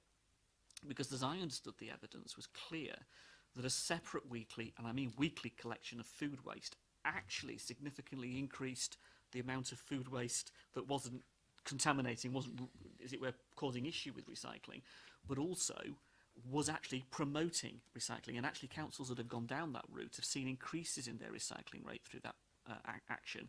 And some authorities, I understand it as well, who have retained the weekly bin collection, have achieved still significant increases in their recycling rate. Even though they've kept the weekly bin collection, they have, like North Tyneside, significantly increased their recycling rate. Yet, I'm conscious and we all know it, we're 329th out of 352 authorities. There's other means of doing this. AWC is not the only show in town to do a decent, well-run recycling collection service. And I'm sorry, but the two lots as they're at the moment seem to constrain us in ways perhaps the debate is taking us in different directions. And I'm concerned about the constraints we're putting ourselves in when it is the largest contract we're going to sign and probably one of the most important ones. Perhaps I'll add to that, Councillor just a moment ago. We did discuss this at the committee before the tendering process started.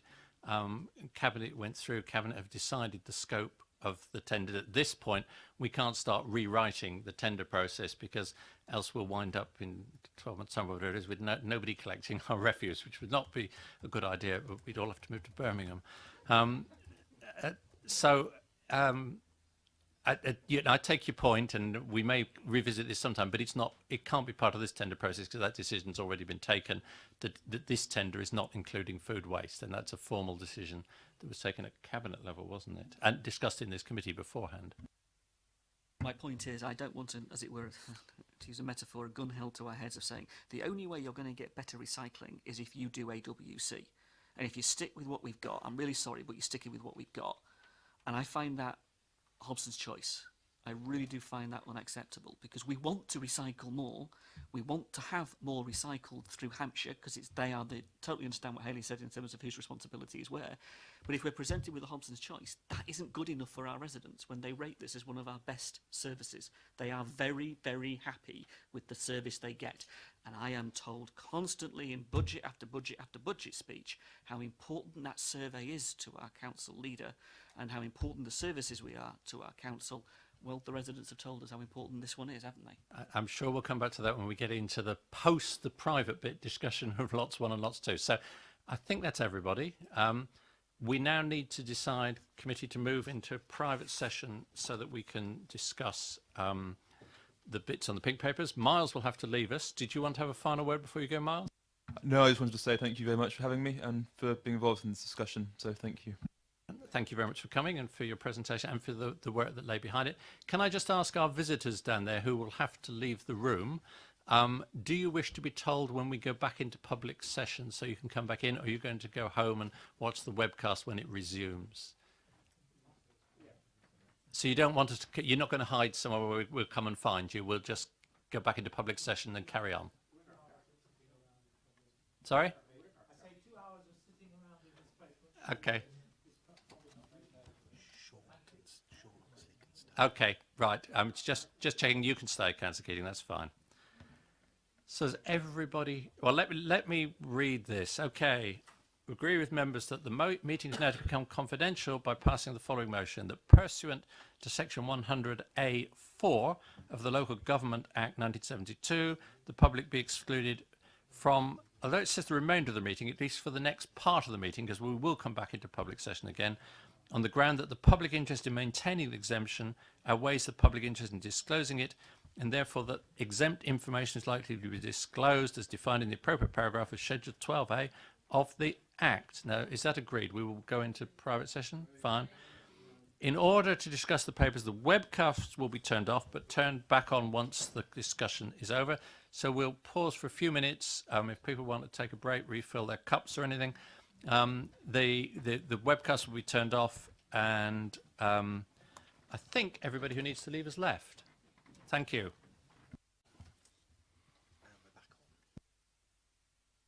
We are now back on. I can tell people who are still watching out there that we've discussed the recommendations on the various service options, and we've given our views on them, and because the nature of the options is confidential, we can't tell you what we said, but we've reached a clear conclusion on each of them, which now brings us back to the main point, which is to give our views as committee members to Cabinet on whether Cabinet should favour Lot 1, which is as is, or Lot 2, which is alternate weekly connection. Now, I'm not going to try on this watching hand stuff because I assume everybody will want to have something to say on this. So I'm just going to go round in an order. So I'm going to start, give Councillor Day warning he'll be second, so he can. But if you don't want to say anything, you can just pass. I was hoping Councillor Harvey would be at the end so he'd get the last word, but it actually will. Well, Councillor Jones is coming after him, so he will probably get the last word. But you can swap seats if you want to. So I don't think I mean, I'm not going to attempt to say everything that I want to say because others will want to say the same points, but I think we just need to say whether we favour Lot 1 or Lot 2, and perhaps 1 or 2 reasons. So personally, I think Cabinet should go for Lot 1, which is as is, and the 2 points that particularly struck me were out of the market research, or the high satisfaction with our current service, 94%, 93%, very satisfied, much higher than other authorities. So it's a good service and well respected. And the other point that particularly struck me was that if we went to alternative weekly collections and the volume of stuff that is going in the black bins could be reduced by 1/3, which strikes me as a pretty ambitious target for the amount you'd get it down, then still 35% of people would exceed their bin capacity. And that strikes me as far too high. So personally, my recommendation is Lot 1. Councillor Day. Thank you, Chair. And my preference is Lot 1, and I base that based on the survey that was done today and presented to us of residents. And although it seemed a small sample there, that it was clear that the residents were happy, clear that the residents didn't want to go to alternative weekly collections. And I think and I'm not convinced that going to alternative weekly collection would increase recycling, because I actually generally think we need to do education at ground level at schools, and we need to perhaps put some money about educating the public. I think we can do it, but we perhaps do it in a different way. So that's my... Thank you. Councillor Frost. Sorry. Thank you, Chair. I'm in favour of Lot 1 and keeping weekly bin collections. Like some of my colleagues on the other side, I've been around my ward. I have done a quick straw poll. I have given a bit of context into it, but I think there was only one resident who was in favour of AWC. The rest of my residents that I've spoken to, which in the region of about 20 to 30, were all in favour of keeping Lot 1. However, you know, I'm also minded of the presentation that we had tonight, and with the research that's been gone through. You know, I think, you know, there is a big job of work to do. Certainly when we say that, you know, 19% of people aren't really kind of sure about what they can recycle. So there's a huge amount of work to be done. Councillor McCormick. Well, I'm a very keen supporter of the aspirational goal of zero waste. And although landfill being the worst form, incineration is only marginally better. From that point of view, Lot 2 was very tempting to me, but I have to say that I'm not 100% convinced that we should go with Lot 2. I have fallen back in favour of Lot 1. The residents' survey, very heavy weight on my mind with that. A few unresolved things, I think, in terms of Lot 1 and the percentages of people that had bins that were more than half full, etc., etc. I appreciate that Lot 2 saves us money, doesn't save the residents the council tax. We will be coming under increasing cost pressure, but I think waste collection is one of those things we've just got to get right, because if we get it wrong, you know, there's potential for environmental disaster there. So I'm in favour of Lot 1, but what I would say, if the committee's minded for any informatives, I think we need to redouble our efforts in terms of recycling and food waste. And I think if there was a better option for food waste, it might sway the members of the public's minds, and then that might sway the minds of people on the committee and the council. Thank you. Councillor Taylor. Thank you, Chair. Yes, I can't argue with the case that's made for Lot 2 in terms of savings, but my question is it worth losing what we will lose in order to make that saving? I agree with everything everyone said, so I won't repeat some of the things you said. But I would just say there aren't many councils who'd envy our recycling rate, but there are many, I'm sure, who envy our 94% approval rate of how we deal with our waste. I really, really don't want to lose that. And I think the one factor that we've hardly mentioned, although I think Councillor Jones mentioned it in another form, is the message of care and respect that continuation of weekly collections will give to our residents. And I think that's priceless. I really think that's priceless. I honestly think that the sort of feel good about the council factor will just disappear if we go to Lot 2. And that means a lot to me. We've said all the stuff about having festering rubbish for 2 weeks, and I think whether or not it smells or not, the fact that it's there isn't nice. Rotting fish, rotting meat, rotting nappies. I think it's civilization going backwards to do that, so I am in favour of Lot 1. Councillor Regan.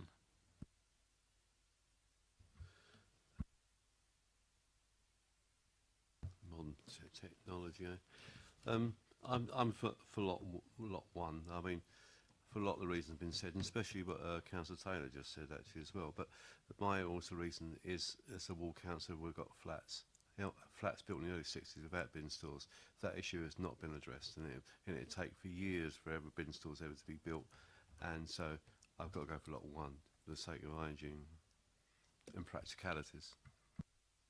Councillor Rowland. Given that I represent rural communities, they look for value from Basingstoke and Dean Borough Council. I think when weekly waste collections actually demonstrate this value to them. A lot of people in rural communities don't have bin storage either. So actually having that out and about in their premises and their residence isn't a really good thing. I would like to go for lot 1, but I also think that we should be looking at additional recycling of other products as part of an ongoing process in our waste policy, and also the communication. So, for example, I do not know where these 9 bins are that you can take plastic trays to, and I'm sure that there's a lot of residents who feel the same. Our mantra in our house is it a bottle? Yes. Is it plastic? Yes, it goes in the recycle. So I would support that one. Councillor Harvey. Thank you, Chair. I think there's really good examples out there of where councils keep the weekly bin collection and improve their recycling rates, do the job they can where they can expand the market, expand the opportunities that people have. And I think we would support that wholeheartedly, 100%. I think there is an argument with Hampshire County Council over the disposal and the access that they offer to us as the collection authority, to them as the disposal authority, particularly around what we described as the food waste issues and the debate we've had tonight about all the different things you can and can't put in your bin and the reasons why. If we were able to do that, I think we would have a radically different offer to our residents. But I think as it stands at the moment, it's the most visible frontline service that we have. And it's one of those things, I mean, you know, hate for me to agree with the Tory minister, but the idea of it being a basic right to have your weekly bin collection is maintained is what's been suggested, and it is something that is that. It's the most visible thing that people pay for in their council tax, that they see and have contact with in that context. And I just loved, I mean, we were looking at this, I love Ranil's quote on this, our former deputy leader. The weekly bin collections are best for local people, and when I was deputy leader of the council, we repeatedly ruled out moving to fortnightly collections. So to say the council has to look up the collection, its options, is just rubbish. I have never agreed with Ranil in all of the years I've been on this council, and I really do struggle with that quote, but okay, go on Ranil for once. In all seriousness though, can I just finish on saying, we've had a public speaker here this evening. We've had other people make very strong representations about recycling in the borough. And I don't know how we take that forward as separate from this waste contract debate. And yeah, I don't want to take away from what Hayley says in terms of what she does as the cabinet member. I want to respect that. But at the same time, we could be doing an awful lot better. So where do we go from here in exploring all of that and doing something strong other than alternate weekly collections? Because it's not the only show in town, and I will keep coming back to that point. Councillor Carruthers now, I think. I was really torn over this one. For me, lot 2 was appealing for a lot of reasons. I really do think that we don't take enough responsibility for our waste. We live in an area where we can just put things in the bin without a second thought, and I don't think we can carry on like that. It's not it's not sustainable. You know, and I think that something needs to change for the next generation. We can't keep throwing things away like we are now, and we need to think about that right at the point where we're buying products through to when we're disposing of them. But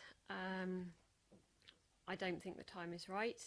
I think that we need to work on educating people. I think we need to work on communicating with people. My concern coming from a rural area is that this is a very visible service, and the most visible service that people are seeing locally.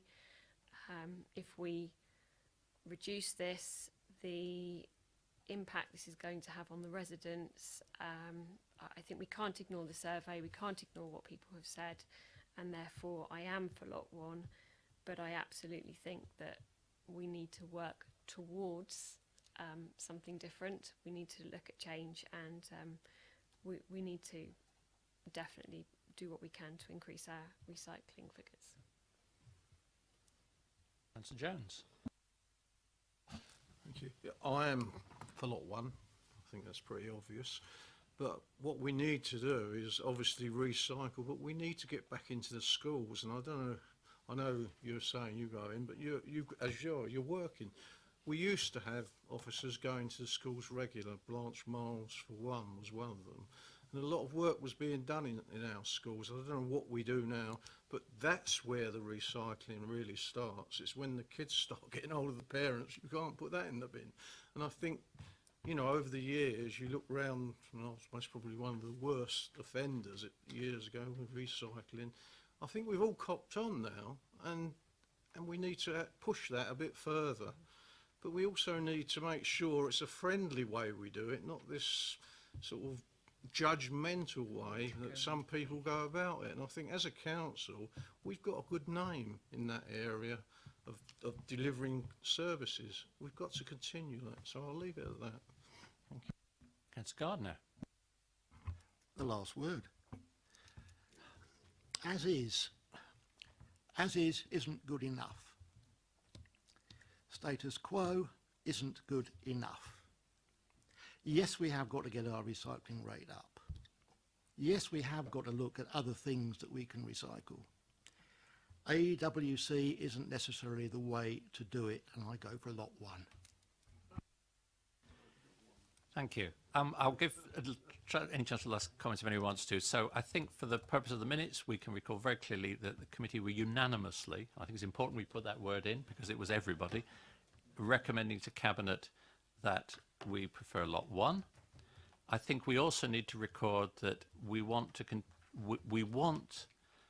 to continue to work with the portfolio holder and officers to see what can be done to improve our recycling rate, both in terms of the materials that can be recycled and our communication with residents, recognising that the current priority for the team is the contract and the retendering. So, you know, we can't have you back at every committee to talk about this. We do recognise that. But you are back in November anyway to talk about household waste recycling recovery centres. And perhaps on that occasion, we can agree when you might have the capacity to talk to us about recycling, if that's all right. So I think we're all around the committee, we do know we just can't carry on with the current rate of recycling. And while we're not convinced that AWC is the answer, we do need to work with you to find other answers. And a second last word from Councillor. There was a lot of requests for hard copy communication. The good news with hard copy communication is that it can be recycled. Thank you very much. I think that concludes that item. Thank you very much, Hayley and officers. You may have noticed, we've got the last item to do, but committee members may have noticed we've been very fortunate to have 2 executive directors with us tonight. And Rebecca's been looking after this committee for several months now, ever since Laura Taylor left. And this is her last evening with us because it wasn't really her job. She was just holding the fort for the vacancy, which has now been filled by Victor. So Victor will be with us at future committees, but can we just say thank you to Rebecca for all that you've done to help this committee proceed smoothly over the last few months we've been looking after us. How long has it been, actually? Anyway. Which just brings us to our work programme, which you've got, so thank you very much, folks. So November, we have definitely down household waste recovery centres to consider the operation of household waste recoveries following recent changes by Hampshire County Council and even more recent changes by Hampshire County Council. So I think we'll know what they're up to, at least their recommendation, in time for a report for the 8th of November. So that'll be a good time to deal with that. Mr. Harvey? Just on that, can I ask if their consultation period involves anything that goes around that date? I mean, I'm guessing pretty much around this table there isn't going to be any support for reducing the hours at Wade Road or in any way, shape or form shutting our recycling centre. Now, if that is before this committee, can you as chair take that away and find a way of this, at least members' concerns being expressed? Not that it make a blind bit of difference as far as the county council is concerned. Yes, I can do it. If that can be minuted, I will take that away. It is worth noting that as part of their responses to the Manydown planning application, they've said that we need another household waste recycling centre on the edge of Basingstoke. So it will be fairly difficult to close Wade Road, but that's we will certainly keep an eye on that one. We're also due to have a report in November on parking in residential areas, an issue that Councillor McCormack originally brought to us. The third thing on your paper is the Town Centre Community Facilities Improvement Works. Officers tell me they won't have completed the work in time to give us a full report in November, and we would get a much better report if we wait till January. So I hope you're happy for that to wait to January.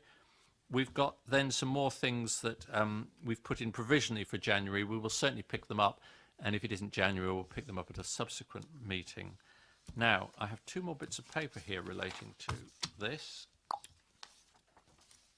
So one I've just told you about, the top communities. Now, at the last meeting, we noted that we no longer had to have an annual report on community safety because it was now crime and disorder joint scrutiny was dealt with across Basingstoke and Dean, Hart and Rushmore. However, at their meeting in July, they thought it might be good for local councils to actually have an update and not just to rely on the joint thing. So the question is to committee, do you want us to timetable a briefing on community safety? Now, let me read what it says here. So it will be a briefing on the work of Saith and North Hampshire, and in Basingstoke and Dean we can extend that to include our wider community safety work through CSPOs, CCTV, etc. Would you be interested in that? And because we could probably fit it into November, having moved the other one. Yes, Councillor Harvey? And just for the future, I don't think we've ever had our Police and Crime Commissioner come to the borough at one of the committees to in any way, shape or form examine them and their policies and what they do and they don't do for us. Not for now, but in the future. I think that would be something well worth doing. But I think we'll go ahead with November without waiting for that. Councillor Rowe. Yes, on that, I'd be very interested because there's a lot of antisocial behaviour that's now taking place in some of our communities, and I think that's going to be quite key for us to be able to ask questions around that. Okay, thank you. So that'll be in the minutes, and you'll report that back to the officers so they can get moving for November. Thank you. Now, the other thing, which some of us may already know about, is that the Basingstoke Transition Network and I think it says Friends of the Earth have been working on monitoring air quality around the borough and have come up with very different answers from our own official air quality. And I was already having my ear bent about what we, why the difference. And Councillor Harvey has put in a work programme suggestion form that suggests we should get them in to talk to us about their report that they've produced. And he's sent me a copy of the reports, which I've skimmed. Because mostly the air pollution issues seem to be around traffic, and that seems to be their conclusions as well. There are issues around how we travel and about the type of vehicles we travel in. It may be that this should be part of the work on the transport strategy that is already ongoing and is being dealt with by EPH. So we'll note this, and I will undertake to find out whether we should do this as a separate item or whether it's better feeding it into the transport. Just conscious of agendas, I'd hate to see it in some way kicked into the long grass, not by intent, but by just moving it somewhere else. If you've got the capacity on the committee to hear it here, you are environment in the title of the committee, it doesn't hurt to start it here, even if it may lead somewhere else. And I think it's important that we hear it now because the evidence has been presented, it's fresh, it's new and relevant to a lot of the conversations and debate that's taking place right now in the borough. If we can fit it on the agenda, I'll leave it in your hands, Chair, to what you think you can do. Yeah, okay, fine. Feel free to chase me up if I inadvertently kick it into or leave it in the long grass. Would we want to do that in November and keep community safety to the new year if we had the option? No, we want to do the community safety. Okay.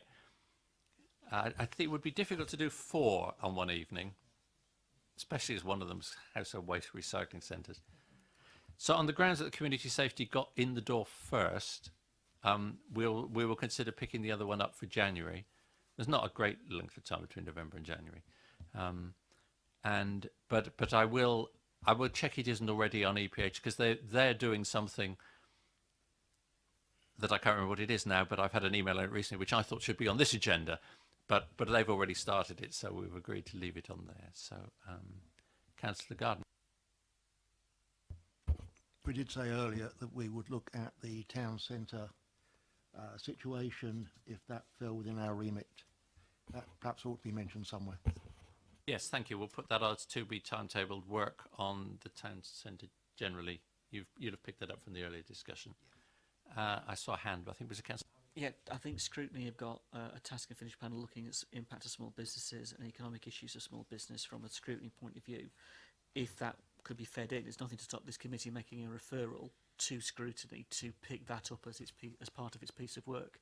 I think it would be quite a good thing because obviously the town centre is incredibly relevant in that regard. So yeah, if that's being established now actually. Okay, so we'll make all of this contingent on a bit of liaison. Very conveniently, the chairs have got their we get the scrutiny and the policy committees and many of them all get together every so often to compare agendas to make sure we're not letting anything drop through and not duplicating anything. So we should be able to hammer all this out then, I think, because that's not that far off now. Councillor Harvey again. One more thing, and please forgive me.